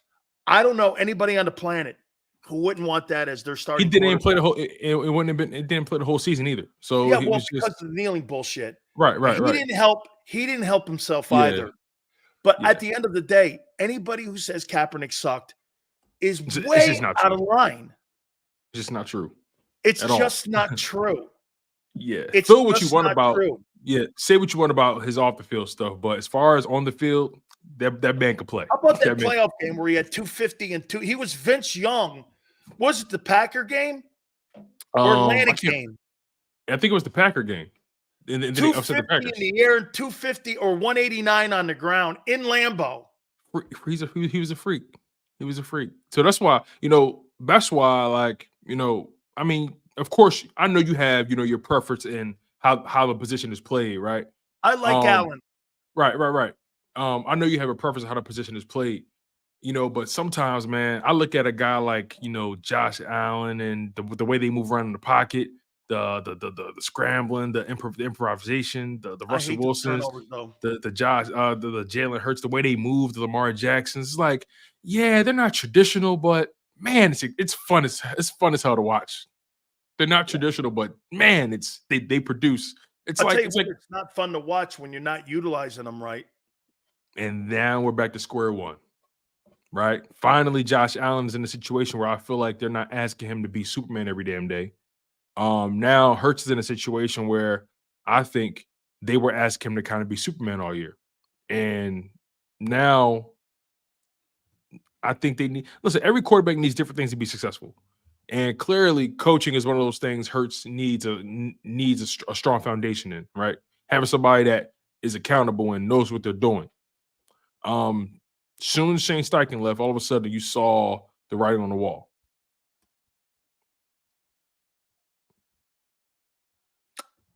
By the way, Laura, I could see Jim Harbaugh having Colin Kaepernick as a starting or as a backup quarterback if he goes back to the NFL, because that's just who he is. Remember, Jim Harbaugh is a middle finger. He walks around with the middle finger. He's a habitual line stepper. It's kind of why I like him. Okay. I mean, he walks around with a middle finger. And I admire that. I'm sorry, Tone, but I'm drawn to guys like that. I know. I see it. You got all giddy when you start talking about him. I know. I like people who walk around with the middle finger up all the time and who go against the system. And can back it up too. And most importantly, now I'm going to end with this. Mm-hmm. Does it end Monday? I don't want you to do that because that's your prediction. How about this? Yeah. Does it get better Monday or worse for the organization? It gets better. You want to know why? Tell me. Because we'll have clarity. Okay. We'll have clarity. And that's why things get better. That's a great answer. That's a great answer, and it's a truthful answer, because here's the one thing that I'm going to agree with you, Douglas. I just can't sit there and ignore the last month and a half. Just can't. It just can't. I tell you, all of a sudden, there's just going to be like the 2022 Eagles. Yeah. Just like don't I said, it. Everything gets better, you guys, because we'll have clarity. Think about it. We'll have clarity. Regardless of the outcome, we'll have clarity. Absolutely. Tone, great stuff, my friend. My friend, I appreciate you. It's always great talking to you. You got it. That is our good friend, Tone. Don't forget, start the new year off 2024 Hooter calendars. They're out. $100 in coupon. 9 of the girls of the Northeast Hooters are in there. There's $100 in coupons, like I said. Go to northeasthooters.com. That's northeasthooters.com. Hooters is your postseason football headquarters. How about this? $2 off every pitcher during the games this weekend and on Monday night. Great specials. Wing Wednesdays, 1983. Tuesdays, buy 10 wings, get 10 free. Northeasthooters.com. That's northeasthooters.com. Jason Cole next. Hit the like button. Keep it here. National Football Show. Whose house?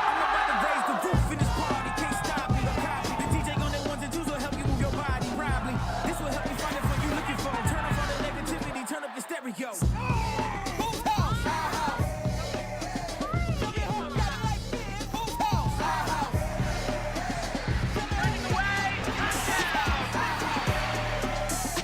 Football and Hooters, the perfect pair.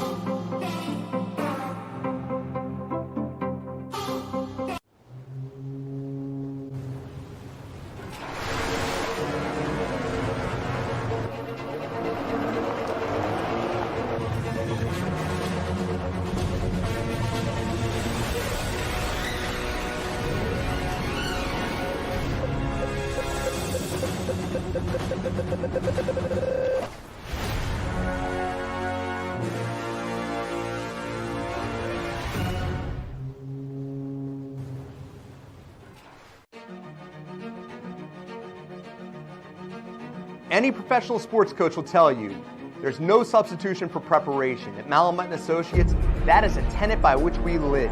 We prepare from day one for victory. Anything less is not acceptable. Underdog Fantasy has a way for you to play alongside your favorite football team all season long with their fantasy pick'em game. You pick between 2 to 5 players, select whether they'll go higher or lower on one of their stats, then do what you usually do on a Sunday, watch the games. You can win up to 20 times your money in a single game by going 5 for 5. It's a fantasy game, and the Sports Betting Show wants you to get involved. Go to UnderdogFantasy.com. When you sign up, use the promo code WIN, and Underdog will double your first deposit up to $100. That's UnderdogFantasy.com. Use the promo code WIN.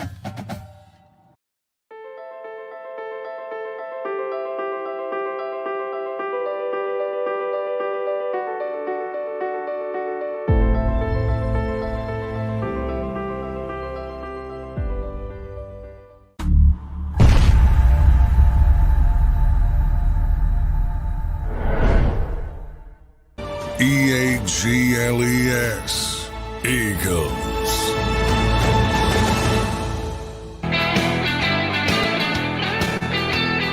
Wayne, no, John Bosa played for the Dolphins. I played for the Hurricanes. He played at Boston College. He did play during my time. Nick and Joey Bosa's dad. And I knew him, but he played. Yeah, he played at Boston College and got drafted. I believe he got drafted in the first round also. I think John Bosa got drafted in the first round out of BC. Both his kids ended up going to St. Thomas Aquinas in South Florida. And they went to Ohio State, obviously. You know, real quick here before we get back into Monday's game, and something that I saw, I want to take you guys on a little bit of a moment in what you saw today with Belichick standing there and him leaving. I was in a room, and I'll never forget this. You see, when you see a guy like Belichick leaving a place like New England, it's like Lombardi leaving Green Bay. It's like Shula leaving Miami. Hallis retiring from Chicago, only place he ever coached because he obviously owned a team. And those legendary guys who had such great success at those places. And when you're associated or around it, it's one of the most incredible things to ever be a part of. And all you can say is, oh my God, I can't believe I'm sitting here. Oh my God, I can't believe I'm sitting here. And I'm so happy. Before Jason Cole, I bring him up here, I want to tell you what I saw today with Belichick and Kraft. And I'm going to give you a small, and it'll take a couple seconds before I bring Jason up. We were in Dallas in 89. All of a sudden, we got a call to go into the locker room, then go into the team meeting room. And there were 50 of us in there. Some of the players that were working out. And there was Tex Schramm. There was Tom Landry. And I believe there was Gil Brandt. And there was Bum Bright, I believe, the owner of the team. Tom Landry walks in. We're sitting there. Nobody knew what was going on. We had heard rumors of things, but we were sitting there, and Tom Landry just starts bawling. I went just like this. And Jason, before I bring you up, no disrespect, and excuse my swearing, I went, holy fuck, what is this? Randy White's sitting here. Ed Jones is sitting here. Tom Rafferty's here.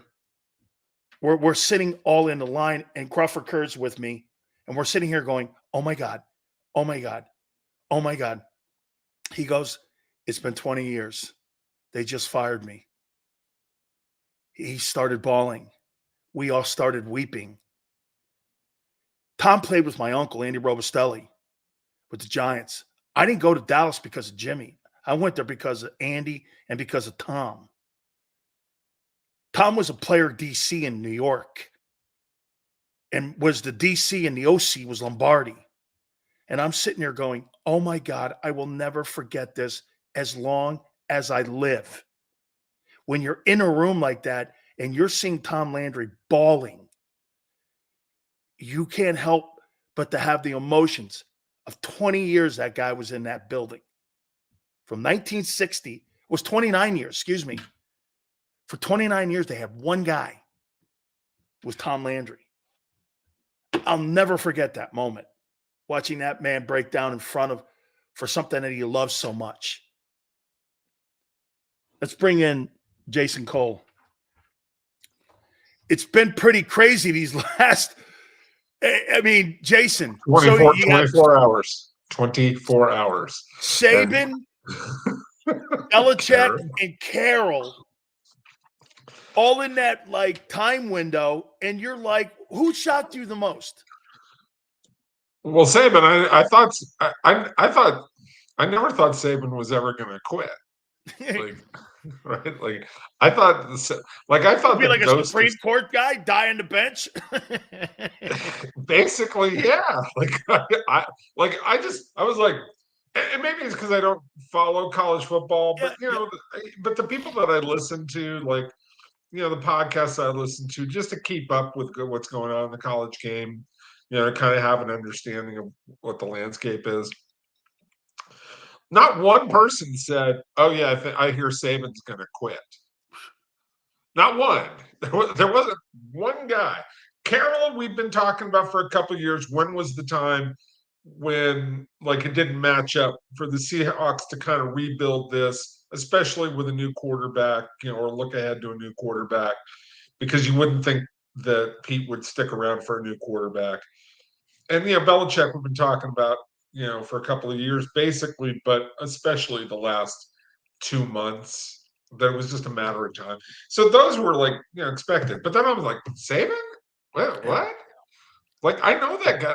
72. I thought he would have been, like Bear.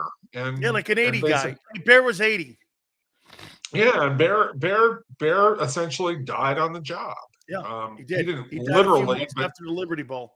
Yeah, and so I kind of thought that. And also the other thing, Saban's in great shape, physically. So is Pete. Pete's in great shape too. But but Saban, you look at him and you're like, that guy looks like he could pass for 65. Now he's had some work done to look like that, but but he carries it. Put into context, because when you talk about greatness in the NFL, it's not always just about numbers, but maybe with coaches, is it different because of you're only gauged on wins and losses and championships, division titles. So when you're talking players, like someone would look at Gale Sayers and go, this guy, insane. versus a guy like a Frank Gore. And no disrespect, I love Frank Gore. This guy's like 4th or 3rd in all-time rushing, and then you're looking at Sayers going, Frank Gore's not that guy. Is it different when we're talking about coaches, or is it all about the numbers? It's not purely about the numbers, but it's more heavily weighted toward the numbers because that's what the measuring stick is, right? Like it's just that you don't get to see what plays out on the field. We get to see Gale Sayers make a move, even if it's on tape now, or we saw Terrell Davis make a move and then go, or Frank Gore make a move, or Curtis Martin, or Emmitt Smith, or name all those guys. You get to actually say, like, that's an amazing move. Like they did something physically that you can see with your eyes. Or John Elway throw a ball, or Patrick Mahomes throw a ball. All these things that we get to see, and we make a judgment on that. You don't get to see the machinations that go on in a coach's head as he's standing on the sideline or during the week, even figuring out how am I going to beat my counterpart? How am I going to out plan him? It's not the same kind of physical skill. It's a mental skill. So yeah, there's nothing to see from what coaches do. And the fact of the matter is, look, you and I both know a lot of the times with coaches, it's not even necessarily their plan, right? Like it's just how the ball's bounced, or how like the guy happened to run to the right hole. Like that wasn't even the play that was designed. Or the luck of the Jimmies and Joes. Exactly. Like how does that work out? Because there's some guys who are really brilliant strategists who haven't won titles. Kyle Shanahan is a great, great coach. He didn't have a title. But if you want to talk about knowledge of the game and how to move players around, all these other things, like I put Kyle in any conversation with any of those guys, is of talking X's and O's. But he doesn't have the titles yet. So he doesn't get into the conversation yet. Like he just doesn't measure yet. So yeah, it's about winning. And it's not as simple as, okay, Belichick has 6 titles as a head coach and 2 more as an assistant, therefore he's the greatest of all time. I still think it's Joe Gibbs because he's got 3, and he did it with 3 different quarterbacks and all sorts of circumstances, right? But Belichick's number 2 to me. Then you get to Paul Brown and the Lombardis and the Shulas, and we start having this argument, and there's this great lump of 10 or 20 coaches that we can argue about for forever. You think he's the greatest head football coach in the salary cap era? Yes. Well, I mean, yeah, it's since '92. Anybody else? Because it's pretty remarkable that with the constant changeover, it's like a college. College you have every year you have graduation. It's kind of you have that now same in the NFL where you have a ton of turnover now in your rosters. Right. I mean, and look, there's some of this is look, he had Brady. Okay, you cannot mitigate the greatness that Brady brought to the table. The consistency. But Jace, let me stop you there, because when people go there with that, he also went and got Lawyer Malloy. He also went and got Edelman. Yes. He also went and got Richard Seymour. He also went and got Gronk. Moss. He also went and got Hern. I mean, that all plays into it too. Yes, he found Brady, but Brady needs a team around him. Look, I'm not trying to take away from Belichick's greatness by saying he had Brady. Like that wasn't, because then if I do that, I have to do this with Paul Brown and take away Otto Gray. And Walsh. Or I have to take away Joe Montana. Or Lombardi, I got to take away Starr. Like they all had great quarterbacks. Okay, with the exception of Gibbs. Yep, Gibbs true. did not have the great quarterback. He's the outlier. He didn't have a Hall of Fame quarterback. No, and not even close. Doug Williams is a fabulous talent, but not close in terms of being a Hall of Famer, right? Joe Theismann too, and Rippon. Right. They're not close. Right. They were guys who had a couple of good years, right? Probably Doug more, because if you count the Tampa years and really understand the 4 and 5 years, playoffs. 4 or 5 Yeah, years. you just really understand how that worked. You sit there and go, okay, this is a whole lot better than we realized. But whatever. There's no Hall of Fame quarterback behind him. Okay, there's just not. And all his other coaches, just about every one of them, had a Hall of Fame quarterback behind him, or with them, or next to him, or out front. And that's just how it works. Belichick did some amazing things along the way. And yes, winning in the salary cap era, convincing guys to come play for you, taking a chance on a 6th round pick and playing him over Drew Bledsoe, who they had just given a $117 million deal and an $18 million signing bonus the previous year to. Think about that, Jace. You have to go to Kraft and go, hey, you know that $17 million? Well, we're going with the 6th rounder. And then they turn around and trade him in the division to the Bills. Yes. Look, for him to have the stones to say, I'm hitching my wagon to Brady is an amazing thing. People forget that all these years later. To take and then to win with those first 3 titles, there's a lot of Jags on that team. There's a lot of guys that, they just made it work, right? Yeah. And you could in that era, because we hadn't seen the development of a lot of the great quarterbacks yet. Like Drew Brees wasn't Drew Brees yet. Roethlisberger's not in the league. They were Eli winning Manning's with not in the dudes, league. L.J. Smith. Right. Now, those guys still win, and they're still their fair share of Hall of Famers, and the quarterback becomes the quarterback, and all those other things. But at the end of the day, he had the guts to hitch his wagon to Tom Brady and say, that's my guy. I believe I can win with him. And Brady made it work with Belichick, because no quarterback has ever had an easy time working with Belichick, other than, and even Brady didn't have an easy time, but he was the perfect guy to work with Belichick, because he could take the heat. He could take it and take all the criticism and keep rolling through.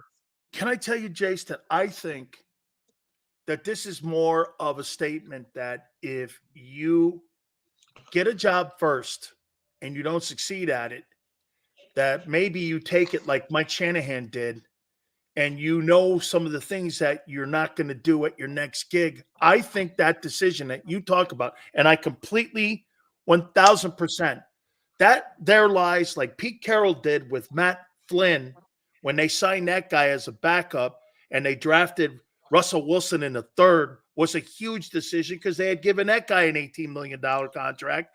He was the backup to Favre. And so to me, I think Belichick, the decision that he made to go from Vinny to Vinny, from Kosar, in my opinion, the team never recovered from that. And he had gone to the playoffs the year previous. And then the next year, the team went down. And then that whole thing fell apart for him in Cleveland. I think that move and that decision made him go, I'm going to go with my gut feeling here on this. Because if you remember right, Bledsoe won the AFC Championship game, and then Belichick had to make the decision in the Super Bowl. Am I going with him or a guy who just won the AFC title and my money guy? He went with Brady.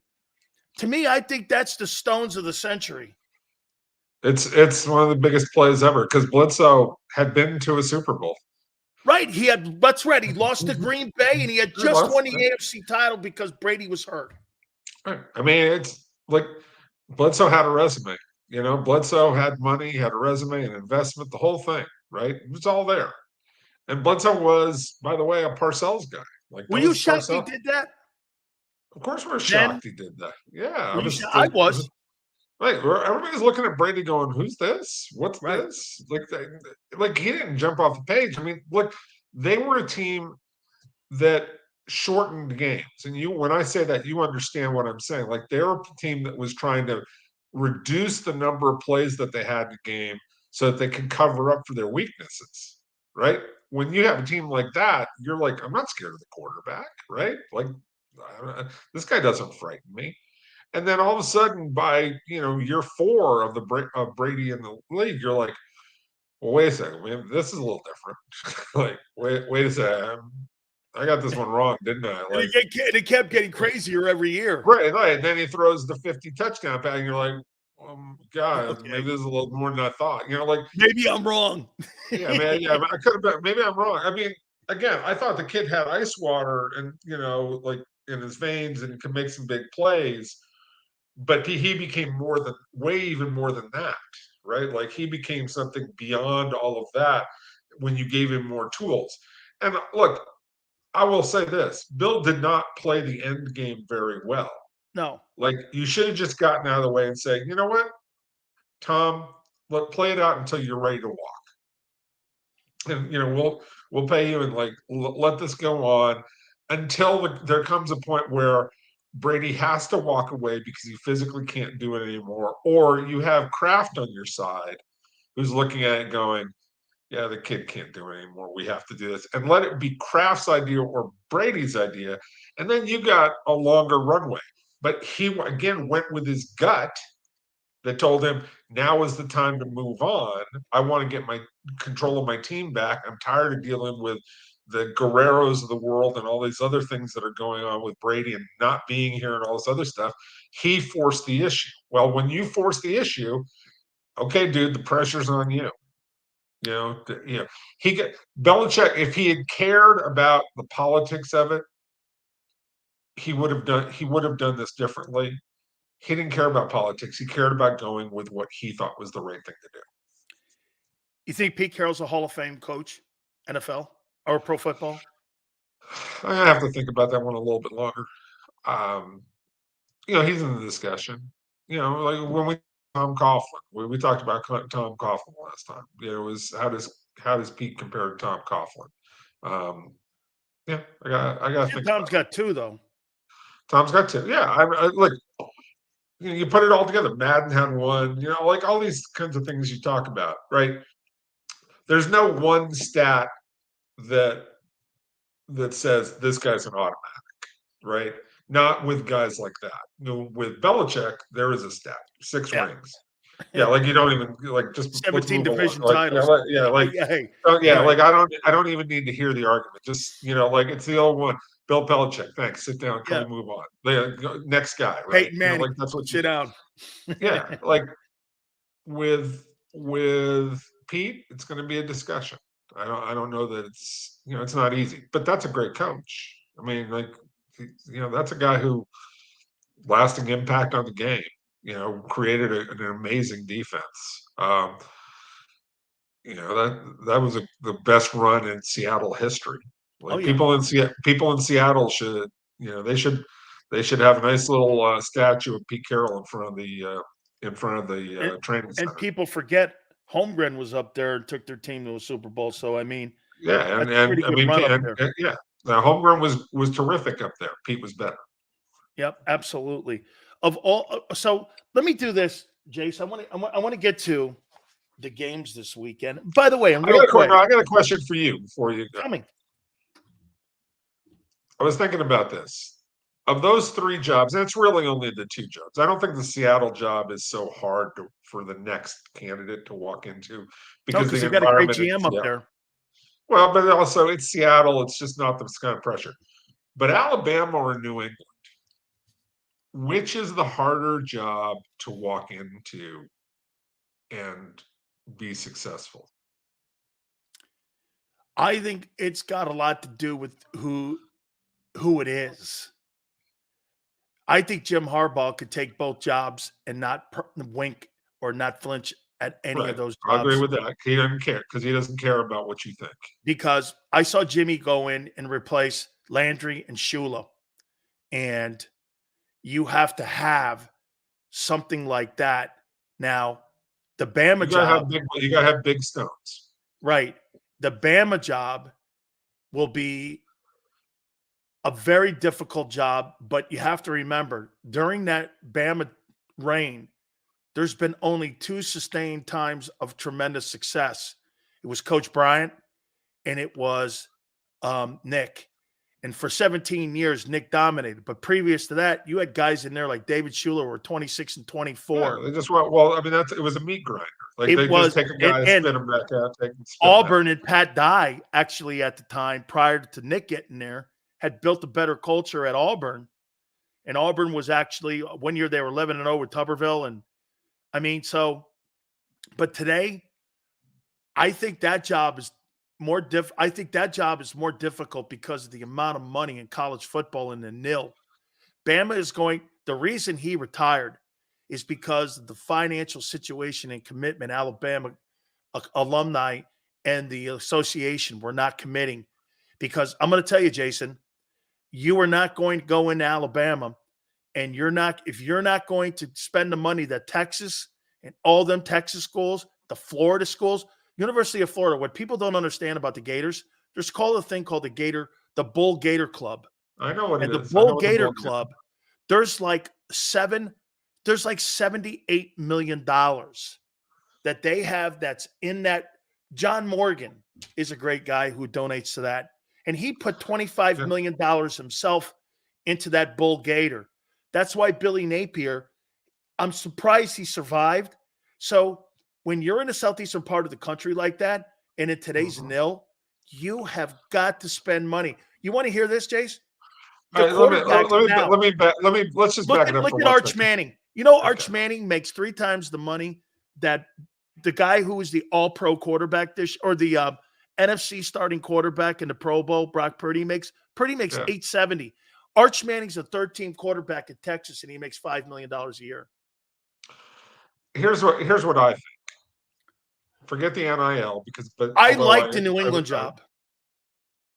I think that Alabama is impossible because the standard and expectation, and you're dealing with a fan base that's crazy and doesn't understand reality, and B, you're dealing with boosters who don't understand the problem that you're talking about, right? Correct. So, they think they're still in the 60s. Right. They think that they could just run roughshod. So that's a real. The Bama fans and the Bama alum think they can roll the helmet in the kids' living room floor, and kids today, that was nice back in the 80s. Yeah, it's a real business now. You have to roll bags of money now, not helmets. Yeah, and they did bags of money before, but not these kinds of bags. I will say this, that's tough.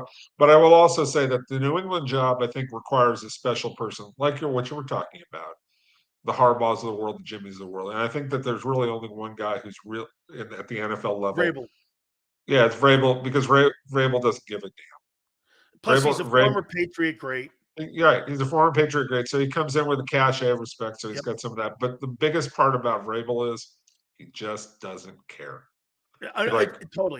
And that doesn't mean he's going to win. No. But I don't think he's going to be affected by the fact that that's Bill's seat. Here's my problem with how the media are covering that job, saying that, and you're right about, hey, you want to follow the guy who followed the guy. You really don't want to follow the guy who's the guy. That's true. Yeah. Okay. But Bob Kraft has won prior to Bill being in the room there. He had Parcells. His organization will put all the resources that they need. He's a great owner. How he got in the Hall of Fame, how he got not in the Hall of Fame and Jones got in before him is insanity-wise, because this guy's let's not go. He's got twice the rings. Yeah, but he didn't have twice the rings at the time that Jimmy got in. I mean, that Jerry got in, number one. Number two, Jerry did. You think Jerry's been a better football owner than Bob Kraft? For the totality of the league and what they're trying to do, I would no football guy, not an overall Jerry's. No, but see, I will always come back to this, and I said it to Bob Kraft right to his face because he asked me about it. We were in his office, and he goes, "This is after Jerry got elected," and Jerry goes, "So Jerry Jones making it in the Hall of Fame," and I knew it was a roundabout way for him to say, why not me? He was very, very polite about it, and I said, "Bob, I don't know what to tell you, but he's P.T. Barnum." And he just and Bob, it totally diffused the argument because Bob understood exactly what I'm talking about. Jerry Jones is the greatest showman this league has seen since George Halas. He's Vince McMahon. Absolutely. And doesn't give a damn what you think of him. He's here to prop up the business. We are in the business of entertainment. He understands as an owner, this is a soap opera. So guess what? I'm going to play to your soap opera antics. Now, we can all disagree whether that's good for the team or not, but it's great for the league because you and I both know it's important. You have to have bad guys. You have to have villains. And the greatest villain in the history of this league ever was Al Davis. Nobody's ever been as good as Al Davis at being a villain. But Jerry Jones does not bother him to be the villain and to stir it up and to get people excited. And he understands that's the business. That's why we care. That's why we get into it, because of the personalities. George Steinbrenner was that for baseball. Like, that's important. You got to have guys who stir the emotions, and owners are really important. And most of the owners right now are corporate guys who primarily are afraid of the media. Absolutely. Let me ask you about Wild Card Weekend here. Okay. Green Bay at Dallas. Uh-huh. Jordan Love, get this, in the last 8 games has thrown 17 touchdowns and 1 interception. He's got 31 on the year. And I'll tell you what, I looked his numbers up. I could not believe he's a 4,000-yard passing guy. Yeah. I mean, I got to tell you, Chase, I'm pretty shocked. I'm not saying he's going to be Aaron Rodgers, or I'm not saying he's any of those guys, but holy shit, he really had a pretty good year, man. I mean, if I'm He's down, very good. I'm on upset alert here a little bit. A little bit. Look, put it this way. Green Bay went into Detroit on Thanksgiving Day and smoked those dudes. Detroit went into Dallas and, came this close to beating them. We can argue about the last call or not. I don't really care about that anymore. The fact of the matter is Detroit went toe-to-toe with Dallas. All right? Green Bay, I really don't think Green Bay's as good as Detroit. They did beat them. I don't think that they're as consistently good. I don't think they have all the weapons. I don't think the matchups work quite the same. But Green Bay believes that they are. I think Green Bay's got a good coach. They've got a good coach. They got a good young quarterback who has figured it out very quickly. And when you watch him play, the game is not too fast for him, right? Like, he understands the speed of the game, okay, this is not going to be open. This is happening. I'm dumping it here. This pass is here. I can lob it in here. I got to fire it into here. He's got it down right now. He's really hot. The last 8 games, the first part of the season was inconsistent still. Second half of the season's been terrific, like you talked about. So he's figured it out. He's confident.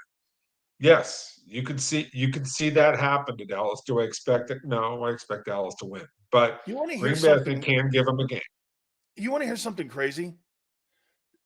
Mike McCarthy is 35-17 in the last 3 years in Green Bay. He's 35-17. He's 1-2 in the playoffs. Dak's had a career year, and yet you're hearing there's a potential that they can't have a one and done here. Could you see Jerry? Because of well, and you know what makes it and why it makes it more realistic? Because of what you and I talked about, the candidates that are out there. Because I'll tell you what, this is not just, we've seen job openings before, Jace. To me, it's not about the job openings. There's like 9 of them. To me, it's more about the candidates that you could bring in for a quick fix. But I'm going to come back to this. I think Jerry likes that story out there because he likes to put a little pressure on the people involved, right? Like, he wants, here, let's turn the screws a little bit on McCarthy. Because just remember before the season, he was Don't talk like a ringleader. Yeah. But remember, he was turning the screws on Dak all throughout the offseason. Well, Dak's got to do this, Dak's got to do that. The quarterback's got to play so everybody was talking. So what happens? Dak's responded. So Jerry doesn't have Dak to get on anymore. So, okay, McCarthy, let's get on him. Let's turn the screws a little bit on him, right? So he's doing it with McCarthy, which is fine. McCarthy's getting a lot of money. The owner's allowed to say whatever the owner allows. wants to say. I'll always come back to this though. Jerry likes to have coaches who do it his way. And in order to get one of the guys that you just talked about, the Harbaughs, the Belichicks, the Carrolls, he has to give up control. Those guys aren't going anywhere without control. They're certainly not working for Jerry without control. And Belichick ain't putting up with the owner being in the locker room after every game. So Jason Garrett lasted a long time in Dallas because he put up with all the Jerry shenanigans. Okay. Dave Campo lasted a long time because he put up with Jerry's shenanigans. Okay.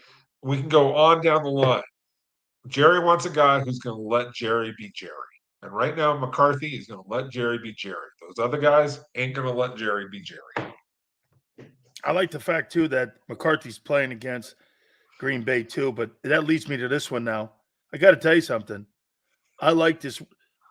I think Sean McVay, if I were going to compare Sean McVay to a coach from my era, it would be somebody like Bill Walsh.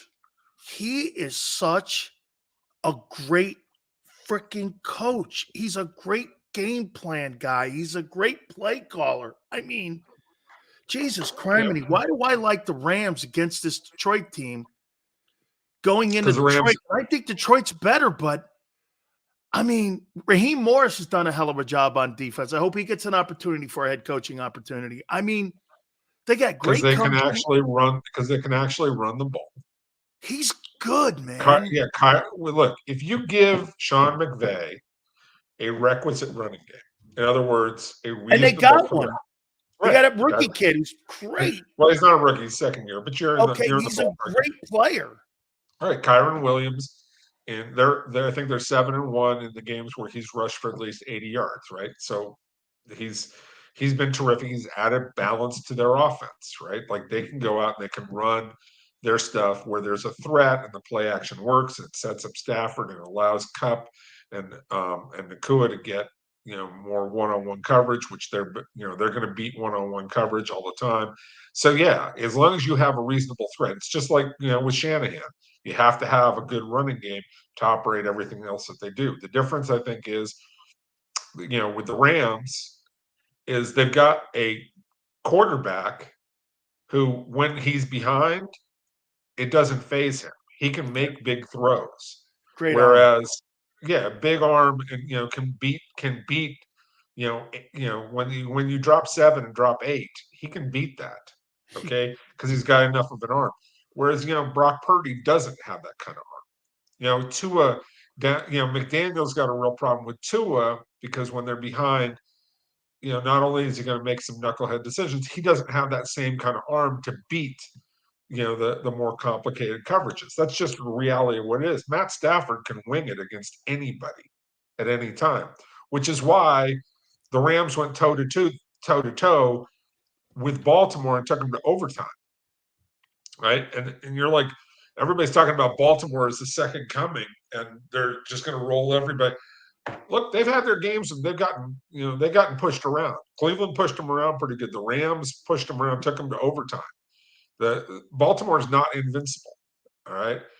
And they're the best team in the league right now, and they proved it on the field, but they're not invincible. And when you talk about McVay and you give him the weapons, such as a running game, complementary receivers, and he's got the quarterback who can do electric things. And they could stop people on defense, too, now because they've gotten better on that side of the ball. The Monday night game, obviously, Jason, a lot of people here are going to be interested in this. And I'll make this point. It's crazy when you hear people in Philly, especially in the media, well, the Bucs haven't really beaten a lot of great teams down the stretch. And I'm like, I turn around and go, you've lost to some shitty teams down the stretch. I mean, you've lost to the Cardinals and you've lost to the Giants. Seattle's not that bad, but every one of those teams are going to be in the draft, in the high end of the draft. I mean, you've lost 5 or 6. Your team's in disarray. You're 3-5. But here, wait, follow me here. They're the worst team in the NFL in pass coverage, and you've got 2 1,000-yard receivers. You got a back that's a 1,000-yard rusher and a 65 catch guy. You had a 4,000-yard passer in Baker Mayfield. Every dynamic that they haven't stopped in a month and a half. I can't just turn my eye and go, well, hey, it's the Bucs and it's the Eagles, and go, the Eagles have played shitty ball. I'm telling you, I think this game's going to be a lot closer. Plus, you got Todd Bowles. He's going to blitz, and they're going to throw the ball to beat them. And they have not been able to stop either of that. I just look. We all talk about momentum. It's this, thing. They have none. They have zero. They have negative momentum right now. They're in disarray mentally. I don't think the coach knows how to. The coach is a front runner and doesn't know how to handle this. I'm not saying he's a bad coach. I'm just saying he's young and he's trying to figure this one out, and he hasn't figured it out yet. Right? They're trying to replace the two coordinators. Look, the first 11 games, I said it on the show. I thought they were the best team in the league after the first 11 games because they could impose their will still. They haven't imposed their will on anybody the last 2 months of the season. They have not used their strength at all. And the predictability, all the things that we talk about are real. All right. With that offense, the way that they play. And guys, you see how frustrated the guys are, like AJ Brown. It's everywhere. They have a lack of confidence, no question about it, in everything that they do. They're still a better team though on paper.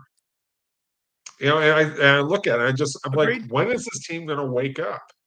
Hassan Reddick has 2.5 sacks in the second half of the season. Like during this, they can't get him loose. And why? Because of guys like Jordan Davis and the rest of the guys playing in the middle. Where's Jalen Carter been? He's just disappeared off the face of the map. Right. He hit, the kid hit a wall. Everybody was talking about the first half of the season, how great he was, and now he's nowhere. And Jordan Davis is nowhere. He's tired. He looks beat up. And I think that the 40, they're ever since that 49ers game, like they lost their mojo in that game, and they got beat up in that game. They did. Right. And so that hit them hard, and they have not recovered from that at all in any way, shape. It's a tough game on Monday then. I think it's a very tough game for them, but I just think Philly's better than Tampa. I do. Tampa, you talked about the weapons. Yeah, they still don't have anybody who really gets in the end zone. They've got, Evans. Evans has got 13 touchdowns. White's got 9. After those two, they have another guy with 4. They have a rough time scoring. And I think Philly can score enough to get through that game. But I don't see anything beyond that at all. I think they're one and done just with the way their head's at. Let me take you to the AFC. Pittsburgh at Buffalo. I'll tell you something about Tomlin. Man, for the whispers that there were, and I don't know how real they were, but my God Almighty, this guy's winning ball games with Mason Rudolph. I mean, if you're Mike, do you go into next year with Mason Rudolph, or do you go into next year and before I ask you about the game, don't you, if you're Pittsburgh, do something out of the box? Go get Russell Wilson. Russell didn't have a bad year. He did not play poorly. He's not built for that environment. He's not built for that. Like that. He's not built for that. They're a quarterback away from a Super Bowl, in my opinion. Do you think that Sierra is going to live in Pittsburgh?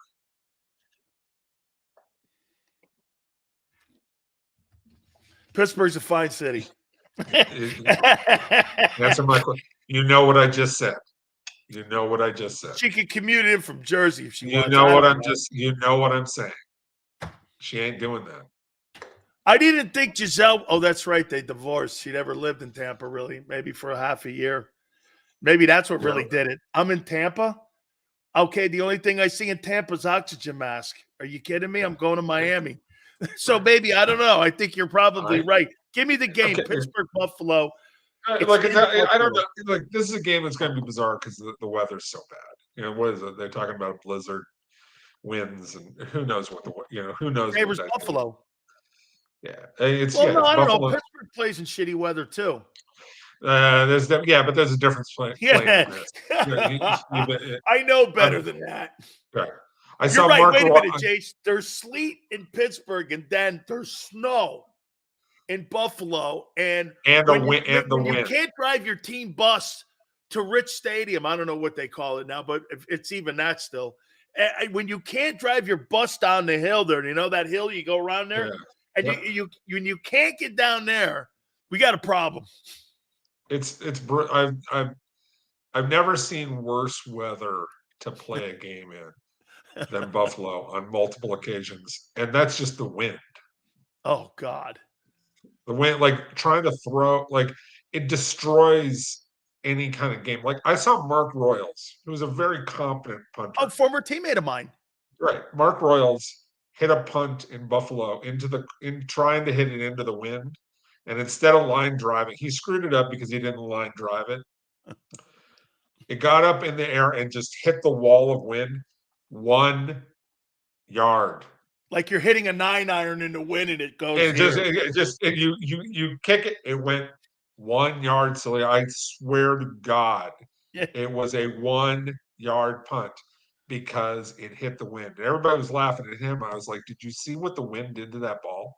Now he screwed up because he should have line drived it to off to the sideline, got like 30 yards out of it.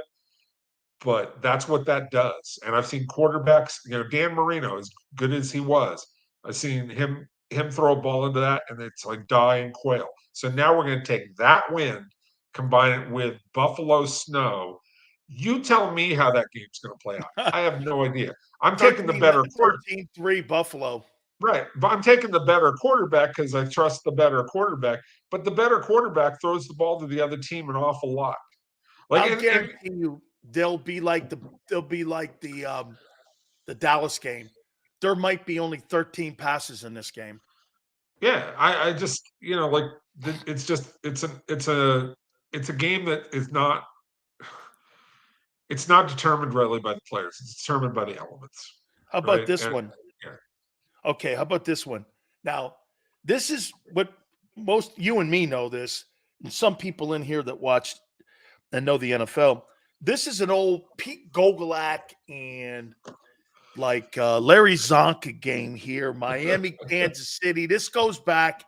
I remember when I was a young kid, the longest game ever played. I watched it that day on NBC, and I think Kurt Gowdy was calling the game, and we're doing that when you and I were kids. We're watching that. That's stuff that made the NFL great. Kurt Gowdy in the old AFC back in the day. But I got to tell you, I played with Miami guys, and anytime they saw snow, it was like kryptonite. And I'm going to tell you something about living, and you know this, when you live in Florida, even if you're from the Northeast, your blood thins. And you walk into that area, I'm going to tell you what, if Miami scores a touchdown in that game against Kansas City, I'll be stunned. I will say this. I saw, remember when in 93 when the Dolphins with Shula and Marino went into Dallas and won in an ice storm? I saw that game. And the Dolphins actually outplayed because they had a bunch of guys who were from like Marino and Byers. Marino wasn't on that team at that time. You're right. But they had a bunch of guys. They had a bunch of Northeast guys who understood how to play in the snow, and the Cowboys were filled with Canes. Okay, who they just didn't like. They were like, "What's cold this weather's stuff?" out. Yeah. Snow was a different meaning. Had a different meaning for those kids. No, but anyways, I think this one's really rough for two. I mean, Tua's from Hawaii. He ain't never played. Here's a guy from Honolulu going to Antarctica. Right. Like, come on. This thing's supposed to be 20 below. Tyreek's going to have a little bit of red ass for this game because he's going to want to prove something against them. No, he's not. He's going to be freezing. Well, he's a Florida kid too, but he at least played in Kansas City when it's cold, and he's going to have a little something, and maybe that gets him through the first 3 quarters and gets him to 10 points. But there's a no moss element to this. Okay, there's I'm not built for this at a certain point. Nobody's really built for playing in weather like that. And here's the other thing: Kansas City's got a real defense. Oh, yeah. They're not talked about the same way quite as Baltimore, but their numbers are almost exactly the same as Baltimore's. Like this is the best defense of the Patrick Mahomes era. I hope they don't waste it, but they probably will. You know, I'm gonna before I get to this Cleveland Houston, I am going to say something here, and you're probably gonna kill me for it. Okay. Dude. Are you guys feeling sorry for Steve McMichael, and that's why the guy's being put on this list? I mean, he's not a Hall of Famer. He's not. I see Manny Fernandez, my friend. Manny Fernandez has the same credentials, if not more, than I'm not. Look, Steve McMichael had a great career. By the way, I love Mongo. I'm friends. I'm just saying, I'm talking about justice here when it comes to the people that are in the building. I understand. I don't mean any disrespect on a man who's ill. I respect it. I tell Jim McManus all the time. I love him. He wants me to fight. I'm like, I'm not. I'm not fighting for that because I don't believe he is. And I mean, Jesus Christ. Right. Does Arn up there really in Chicago have that kind of push? I don't know what it is. Look, we have three seniors on this ballot this year. And I'm not going to break down the cases for each one. I'm saying in a more global sense, I think that the senior process is reserved for guys who are really special cases that you bring to me and you say, look, we just blew it on this guy. We're bringing a lot of guys to the table who they were discussed already. Like the guys looked at those guys and I feel terrible saying this. Right. And I don't like saying it either, but like I looked at it in the last 4 years, we put 45 guys in the Hall of Fame. There's no need for that. No, it's not. I mean, I'm not happy about it. Okay. I don't think that this is what we really should be doing. This should be something really, truly special. And I know that it's also a topic of discussion in Canton. He's got two problems. I trust me. But I don't want to go there with McMichael. I know. This is not about McMichael. It's about process. It's the process. You're right. Fair enough. Okay, that's a better way of doing it. I don't want to turn this on Steve McMichael because that's unfair to Steve McMichael. Unfair and uncool. Right. It's not, and it's just wrong because we could do the same thing with Art Powell. We can do the same thing with all three of those guys and tear apart their credentials, and those guys deserve respect. Because even when I say we're downgrading what it takes to get into the Hall of Fame, as I say that can be taken as an insult to guys who have great resumes. Okay. Jari Evans, I do this survey every year. You know the survey that I do. And Jari Evans is the last guy on that list out of 15 in terms of support. Now, he's an offensive lineman, a guard. Not a lot of people know what he did. All those kinds of things. Jari Evans was a great player. Great player. Great player. Great resume. So he may not make it to the Hall of Fame. That doesn't mean he wasn't a great player. Steve McMichael was a great player on a great team. And does he deserve to go to the Hall of Fame? We'll find out in a few weeks. Okay. But I also worry about how many guys are we putting in? Because we're putting a lot of guys into the Hall of Fame. And when you put a lot of guys into the Hall of Fame, it opens the door for more guys who can say, hey, look, I was just as good as that guy. When do you vote, Jace? Next week. We'll go to Atlanta. We'll be there for 2 days. And the result, we won't know the results. You're not going to vote in Vegas. You vote. No. They changed the whole thing because remember, they do the TV show and the reveal on Thursday night now. And the TV show includes that, the knock on the door thing that they do now, which is not it used to be in the hotel rooms. Now it's at guys' houses. Are you a fan of that? Look, I'm a fan of anything that brings more prominence to the Hall of Fame. Okay, and that brings more prominence to the Hall of Fame. It brings more prominence to guys after they get into the Hall of Fame. That TV show is seen much more on Thursdays than it is on Saturday night. It also makes your vote more significant. And what I mean Well, by it's that not, is, but it's not really even about. wait, It's Jason. not. Yes, Yeah. Jason, you're part of the process, though. So, Yeah. look, when you say this, no, I don't want to make it about me. Well, you're part of all of it, and so that's why I ask you these questions like that, right.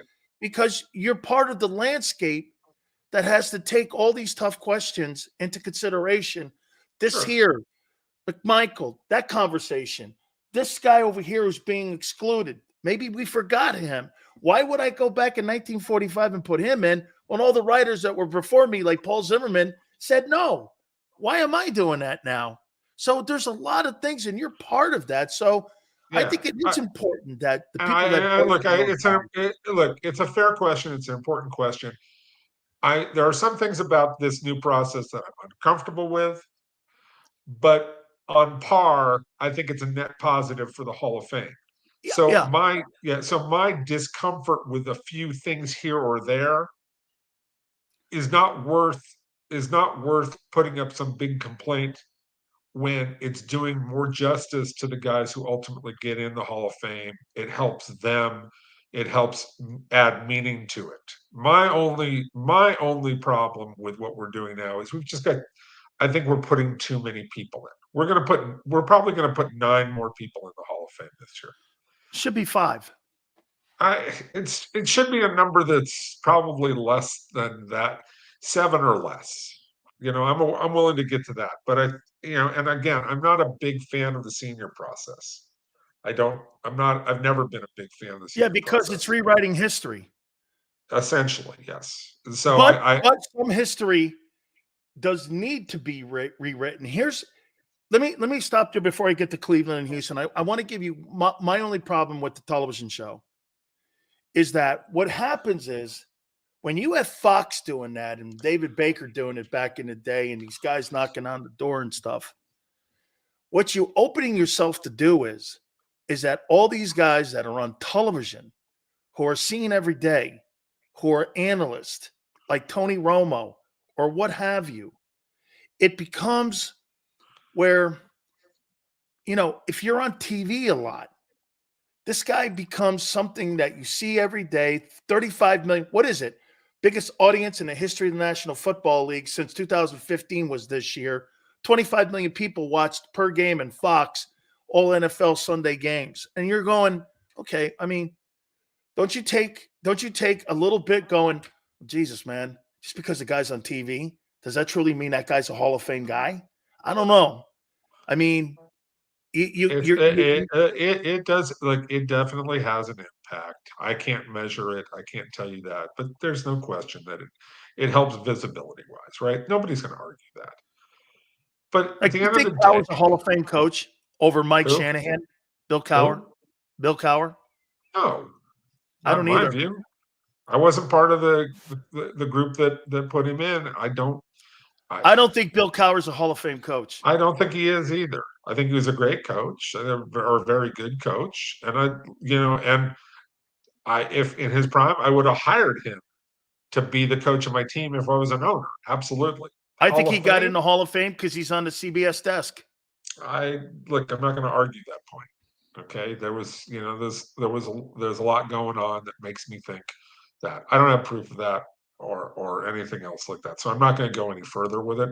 But I would not have voted for him for the Hall of Fame personally. I can tell you that. Just and there are certain guys that I just wouldn't. But yeah, there are some issues with everything you're talking about. Popularity, all that other stuff that goes into it, and the television show may have an impact. But at the end of the day, it still means that people pay more attention to the history of the game.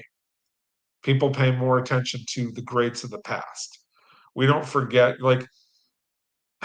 every time somebody says something stupid like, oh, that guy's changed the game, you sit there and you go, well, maybe if you would learn something about this guy, this guy's not really changing the game because that guy before, 40 years ago did that same kind of stuff. When somebody goes, hey, Patrick Mahomes, man, if you ever seen anything like this, well, you must have missed 85 with Marino, because Or you missed, like some of the other 80s when you saw John Elway, or you missed Joe Montana, or you missed, and I'm not saying that they're not better athletes, okay, because athletes do improve over time, but style of play, like Lamar Jackson didn't reinvent the running quarterback. Randall Cunningham was the first guy. Well, not even him. Like, we could act to Bobby Douglas. I mean, not Bobby. Yeah, Bobby Douglas, right? We can go way, way back if you really want to. We can go even further back. There's always been guys who before his time in Chicago. Yeah, right. Like, there's all these guys who did stuff like that. Is Lamar Jackson better at it than Randall? Yes, he's a better athlete. He's better trained. We know more about the game. He's been helped a lot more. Baltimore knows how to use him and how to make it work better than ever, in part because of Randall Cunningham, in part because of Michael Vick, in part because of Bobby Douglas, in part of all the things that we didn't know or didn't understand about that. But he's not reinventing the game. That doesn't exist. There are maybe 4 guys in the history of the game who reinvented the game. And they're guys like LT, Jim Brown, Jerry Rice, and like maybe go back to like Sid Luckman and the forward pass, right? Like, there's just a couple of guys who reinvented the game. All right? Isn't that crazy, Jace? You can only have to do this, right? 32, 56, and 80. And you'd already know who those guys are because they reinvented the ball game. And like you say, if you want to go 42 with Ball, go there. I mean, pick one. Oh, yeah. Like, those are guys that changed the game in its infancy. And guys right now, they're all doing some derivation depending on what's like. Josh Allen is John Elway. Okay. He's a sloppier version of John Elway right now. Okay. He's got to get some things under control. Well, he's got John Elway's physical skill with Favre's sloppiness with the ball, right? And maybe he'll fix that. He'll learn the hard way after this year and look at it and go, I got to stop throwing the ball up for grabs, and then he'll change it around. We'll see. But he's a great player, but he's not reinventing everything. I mean, I hear from the Buffalo people about how he should have been the MVP, and I'm like, you know what? Turnovers count. Yeah. Turnovers. And I'm telling you this, if you talk to the defensive guys, and excuse my language, but defensive guys, every time there's an interception by the quarterback and you start piling them on and piling them on and piling them on, it's like, hey, fucker, can you stop like doing that shit? I want to go sit over here. I want to sit for a little while. Can you just stay on the goddamn field? I don't even care if you score. Just stay on the field. Let me rest. Will you? That's what fans don't understand that. Let's do the final game here. Okay. Cleveland, Houston. How about this story? You don't really think Joe Flacco's going to win this game and get into it? Yes, I do. I do. Hey, wait now. Let me play one more. Well, let me say this. Joe Flacco's not going to win this game. He's going to be on the winning team. Wait a second here. If Flacco wins the Super Bowl and gets 2 Super Bowl championships, and throws for 40,000 yards, he's the MVP in the Super Bowl. No. Why are you refuting? Oh, you'll put Eli in. He's got 2. I know. Don't stretch the limitations of my imagination this far. I'll put Jim Plunkett in before I put Flacco in. Hold on. I gotta check. How many? Don't do this. Don't make this argument. How many passing yards all time does Flacco have? Oh, stop that. Just stop it. He's got 43,000 passing yards. Oh, whatever. So Brady's got 80 He's got more than Montana, your boy. Different. Yeah, those eras are really similar. Okay. Yeah. Wait. If he gets 2 Super Bowl rings. No. Stop. 45,000 yards. Man. Yeah, you're just being that. See, this is radio jock stuff. Stop this. Stop this. He'll have as many Like, Super Bowls as your let me boy say from this. Stanford. If he does it, he's a Disney story. We will make a movie about Joe Flacco. Okay? He's a movie of the week. He's not a Hall of Famer. He's not a Hall of Famer, but he gets to have a Disney movie made about him, right? Wait a minute. He's a Sunday movie of the week. It's like the not Rookie. A pro football. It's the Rookie. It's all the Rookie all over again. He gets up off the couch. They call him up, say, "Hey, we need you," and all of a sudden he's in the Super Bowl. It's like Keanu Reeves and The Replacements. Okay, that's what it is. You're comparing him to George Plimpton. Yes, exactly. That's what I'm doing. He's You want to put Joe Flacco in the Hall of Fame? I asked you the question. I want to talk to your wife. I want to talk to your wife because she's gonna. She'll slap you around.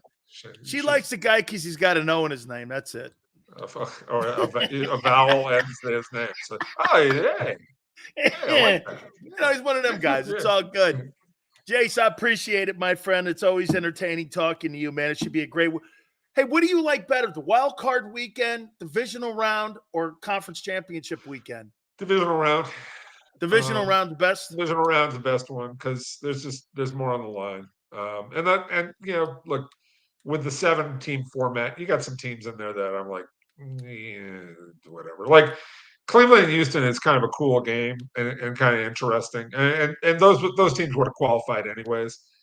But I also see like it's going to be hard for Stroud to score against Jim Schwartz defense. With those guys, I don't think it's I don't think that's going to be a very pretty game. I don't think it's going to be particularly well. I love C.J. Stroud, but if you tell me you got C.J. Stroud going against Jim Schwartz, and Jim Schwartz has Myles Garrett in that secondary to start, like that's a rough go. That's a really rough go for the young quarterback. And closing here, Mr. Stanford, how did you guys tolerate Jim Harbaugh running around there in Palo Alto, telling all you do-gooders to do it this way and shut your mouth and admissions? I want him in. I want that guy. He's the greatest thing that ever happened to Stanford football ever. Jim Harbaugh. Jim Harbaugh, the greatest coach ever. He's the greatest thing to ever happen to Stanford football. Huh. Now, we can have we can have an argument besides about John Elway. Ralston. Yeah, I mean, Elway's a different thing. Elway and him. Elway, the player, coach. I mean, you got Bill Walsh too, who's there, and John Ralston too, right? And Dennis Green. And Dennis Green had a nice ride. But the one thing that Jim Harbaugh did, right? The one thing that Jim Harbaugh did was it no longer Bill Walsh. Well, but I understand Walsh. Green, okay, hang on here. I need to calm down on that one because wait, you think he's better than them guys? No, I said he's the most important thing to happen to Stanford football ever for this reason. Okay, he came in and said, "We're not here to play just pretty football. We're not going to outsmart you and outsay. We're going to actually go toe to toe with you. We're gonna mash you. We're going to run at you. We're going to have Toby Gerhart. We're going to have, we're going to play power football with 2 and 3 tight ends a lot. And you guys are going to get in the weight room and you're going to be tough guys. And we're not going to, we're not here to play West Coast offense. We're playing big boy football."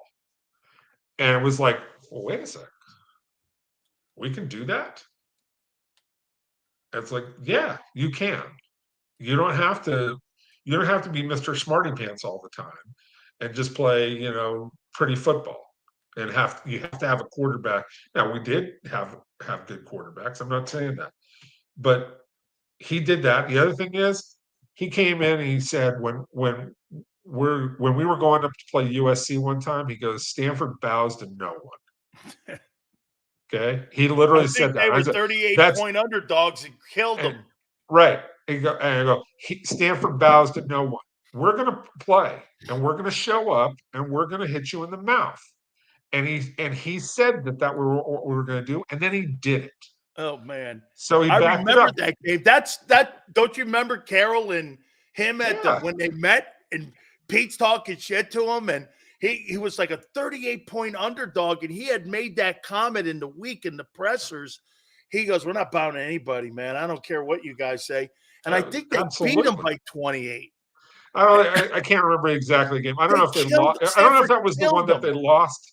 They might have lost that game by a point, and then they came back and they beat them the next year or something like that. But the whole point is, Jim Harbaugh taught us you don't have to back down from anybody.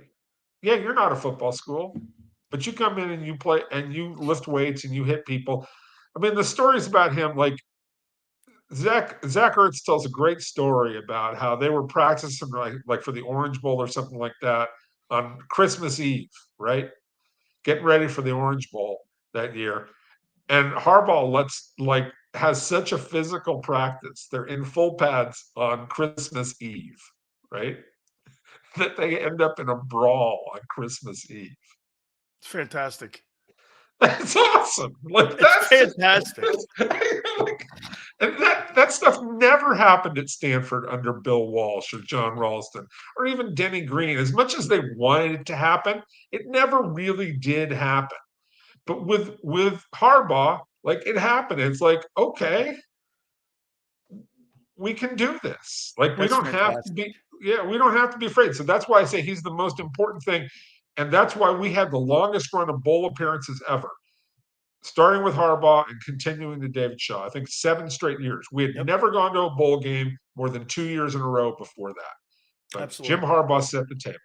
Absolutely. Jace, what a great segment. I really appreciate you taking as time as you did, man. We had a fun time today. That was a lot of stuff we covered, and I really appreciate your insight and especially being candid about a process that I revere.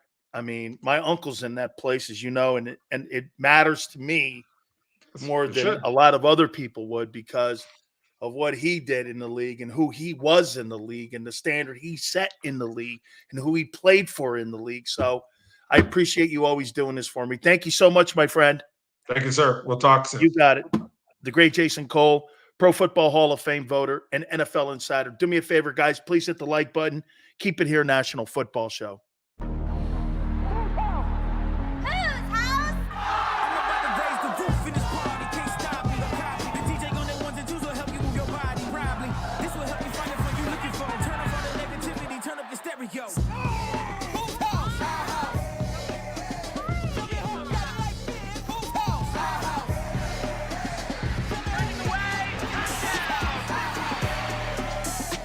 Football and Hooters, the perfect pair.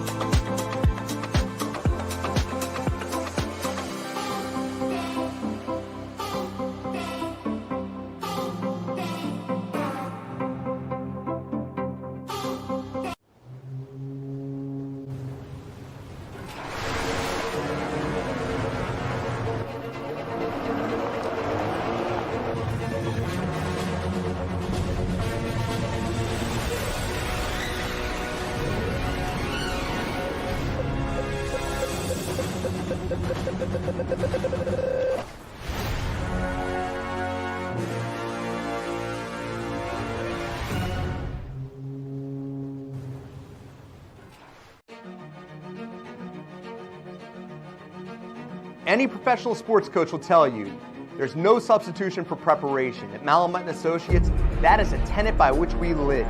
We prepare from day one for victory. Anything less is not acceptable.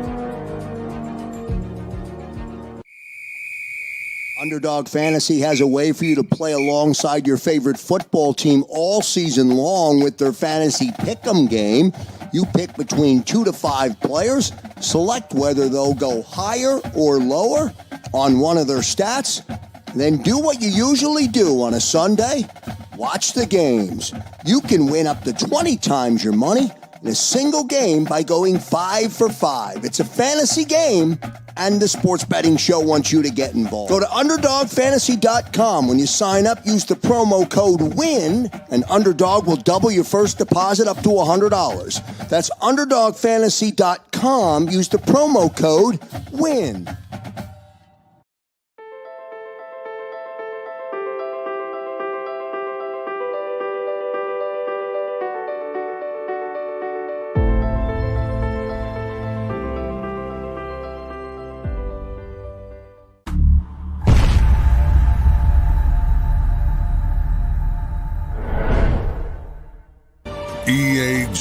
LES Eagles.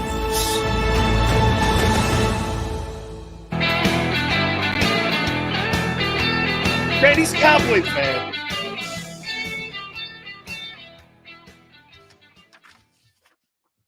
Hey, LJ, I met somebody more obnoxious than you.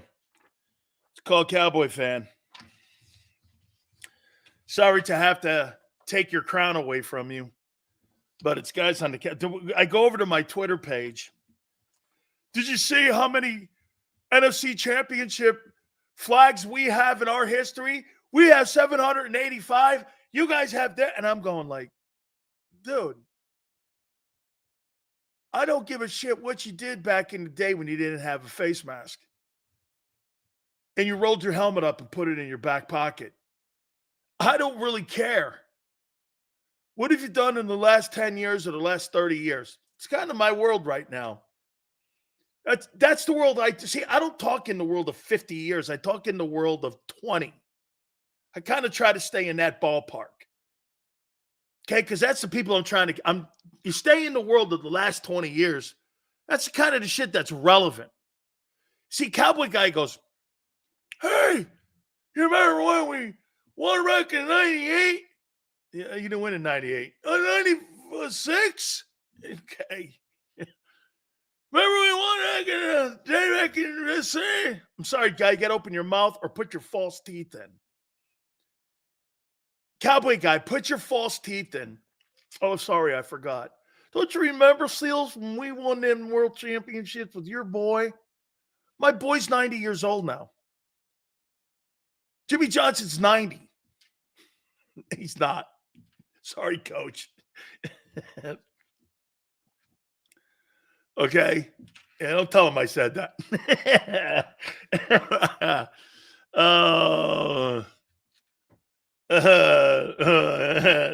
Hey, right? Come on now. Hey, wait a minute. LJ just gave me a new name for Nick. Hey, Fredo Sirianni. That is wonderful. Holy cow. I'm going to tweet that. Yeah. Oh, my God. Fredo Sirianni. Hey, Fredo. What you did to the Psy? I know it was you. Hey, Fredo. I know it was you. Hey, Fredo Sirianni. Oh, my God. Papa! Papa! Oh, my God. Papa!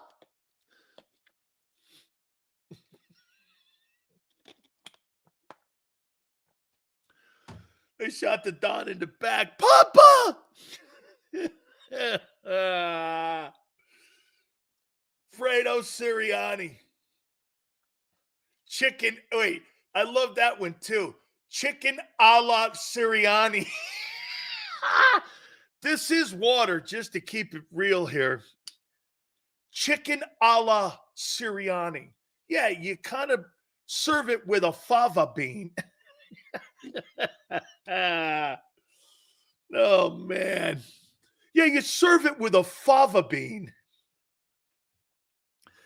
Hey, Fredo, I know it was you. How you doing? That's a T-shirt. Holy cow. Hey, Fredo, can you come into my... Hey, Fredo, listen, the kid can't go. Jalen's got to go see his father. They're going to Reno. Where am I going? You're going for a boat ride. Oh, wait a minute. How about that one? How about that one there, Tone? Where am I going? Well, we're going on a boat ride Tuesday. Where? Chesapeake Bay. Bring your shoes. What shoes? No, oh, I forgot. I got the cement. I mean, I've got the shoes. We may be going ice fishing. Holy cow. Fredo Sirianni. Oh, Maron. You better not lose that game, Fredo. Holy cow. Hey, but seriously, Cowboy fans, I have to tell you, stop with your shit, man. Do something relevant. Honestly, do something relevant. You have to. And, does Micah Parsons show up against Green Bay? Probably because Green Bay is the lesser team, I guess. Okay. Come on, man. You got to be kidding me. Okay. Hey, you you got to be kidding me. Okay. Got to be kidding me, man.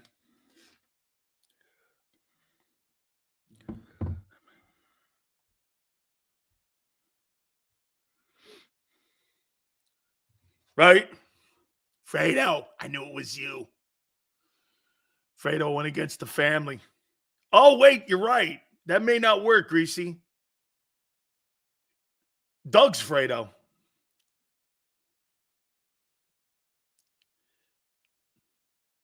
I just saw the tweet in question. Sills murdered the guy. hey, LJ.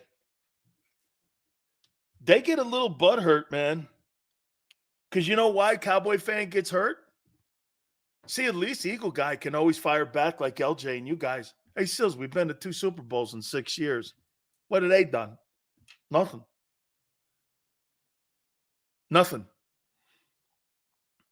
There's really only one team in the last 6 years that's done anything remotely close to you. Rams. Who else? In the NFC. Rams.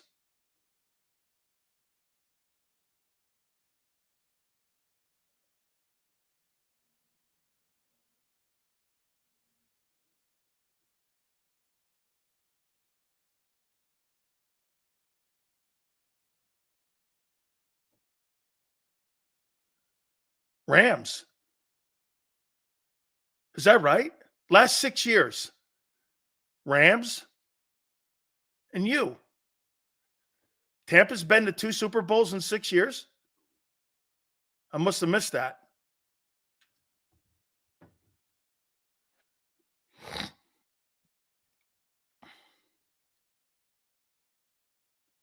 Last 6 years.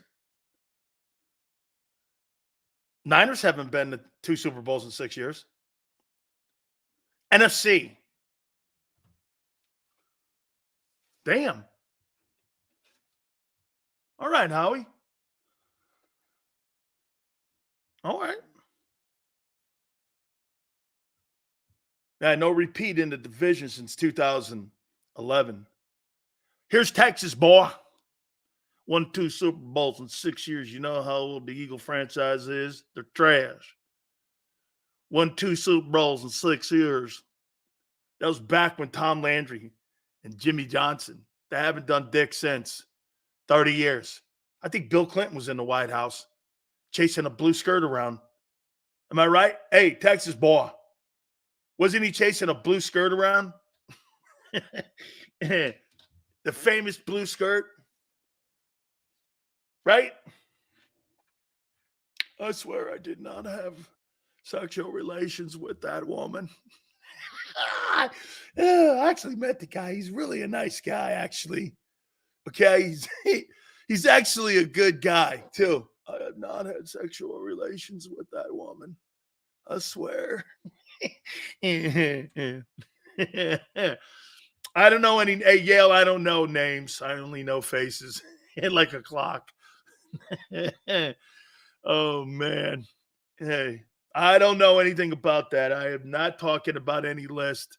Before you know it, you get hammered like Aaron Rodgers, and you get thrown under a bus like, holy cow. They were boys at one time. I would never forgive him for that, too, if I was Aaron Rodgers. The way, what's his name, threw him under a bus. Okay? I would never.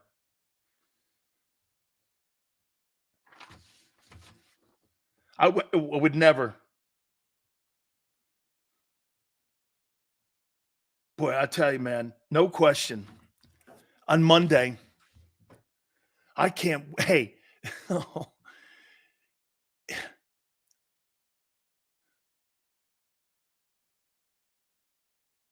This is going to be one of the most interesting football games.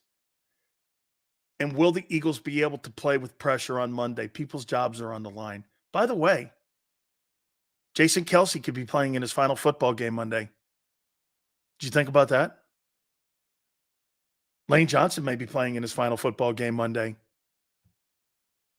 Fletcher Cox may be playing in his final football game Monday. Brandon Graham may be playing in the final football game.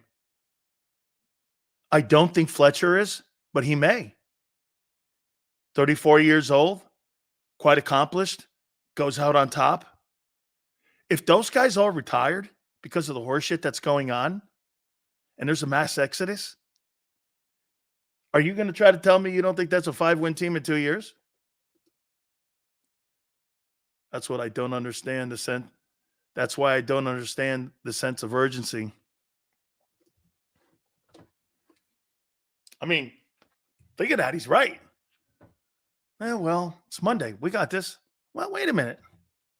So let's look at that. And let's look at that decently. With some respect to it. Slay's gone.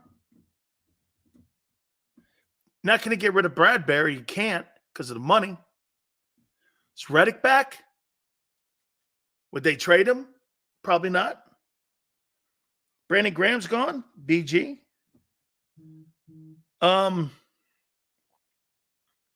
Kelce.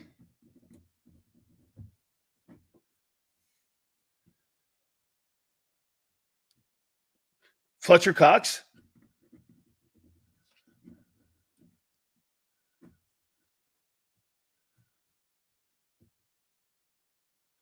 Slay, Brandon Graham, Fletcher Cox, Kelce, maybe Lane.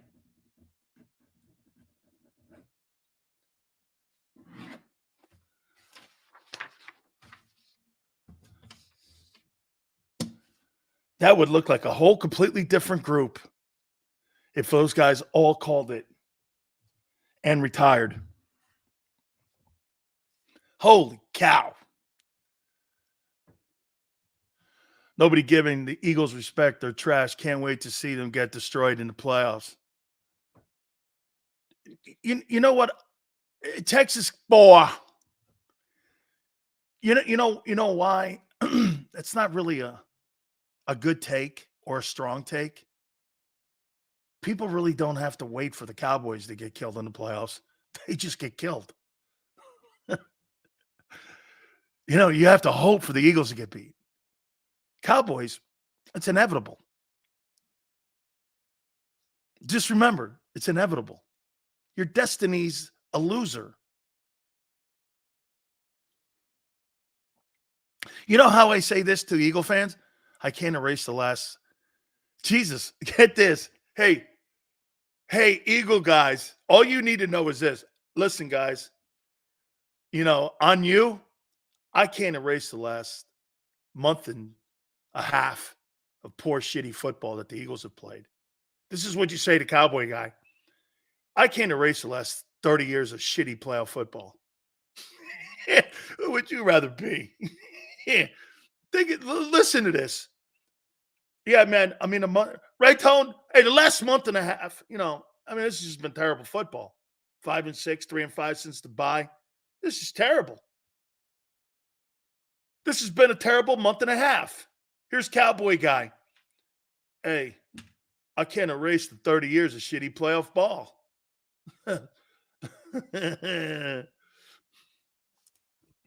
I mean, 30 years. I can't wait for the Eagles to get destroyed. Dude, I don't really have to wait for the Cowboys to get destroyed because they will lose. Their destiny's to lose. You got missing Parsons. 11 from the dime store. Not 11 from heaven. He's the 11 from the dollar store. I should start calling him Danny White. That edge rusher you have, Danny White.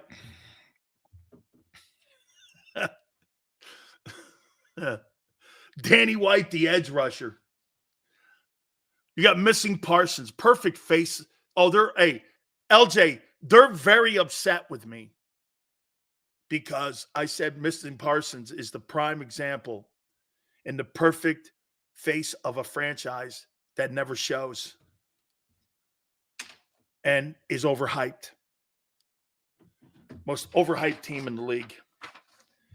And here's my favorite and the only all-pro team that matters because the players pick it. Not the shitty media people that want to get key fobs.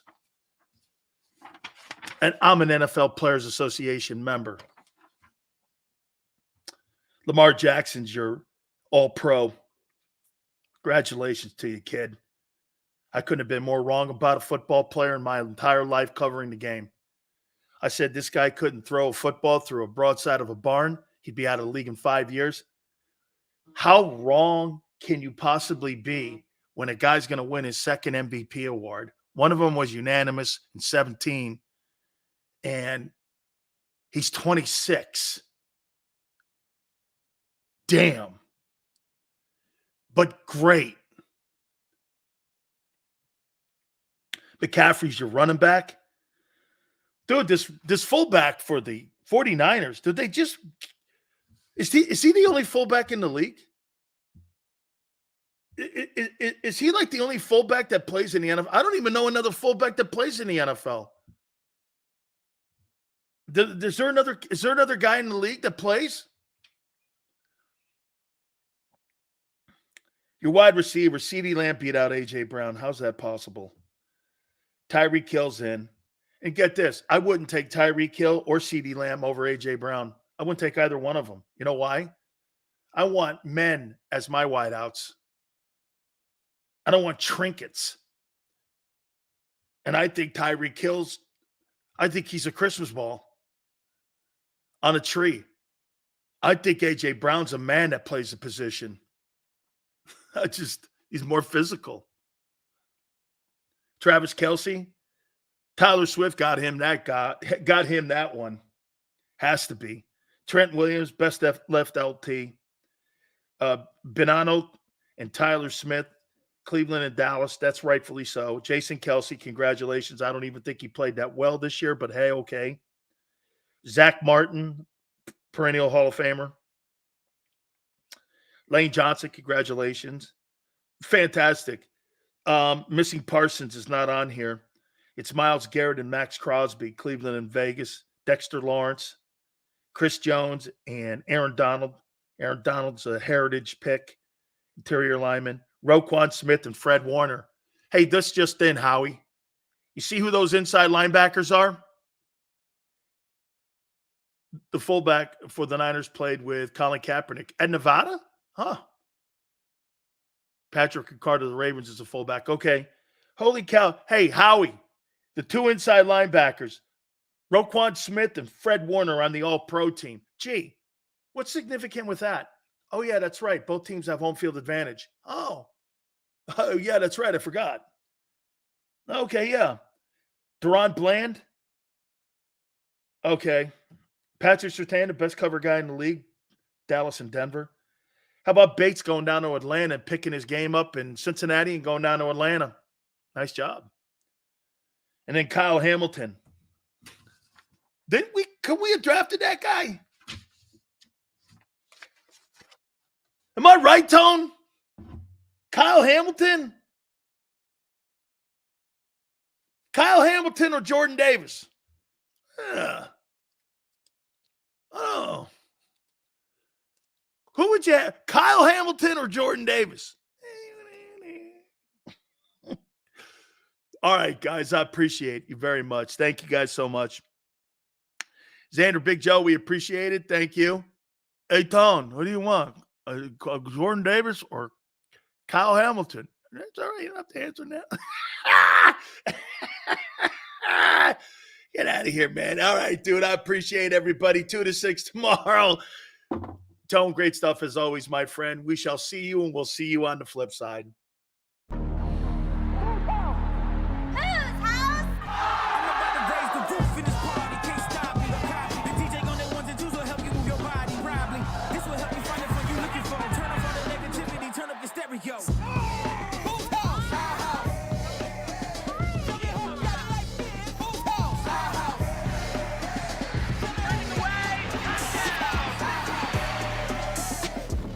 and Hooters, the perfect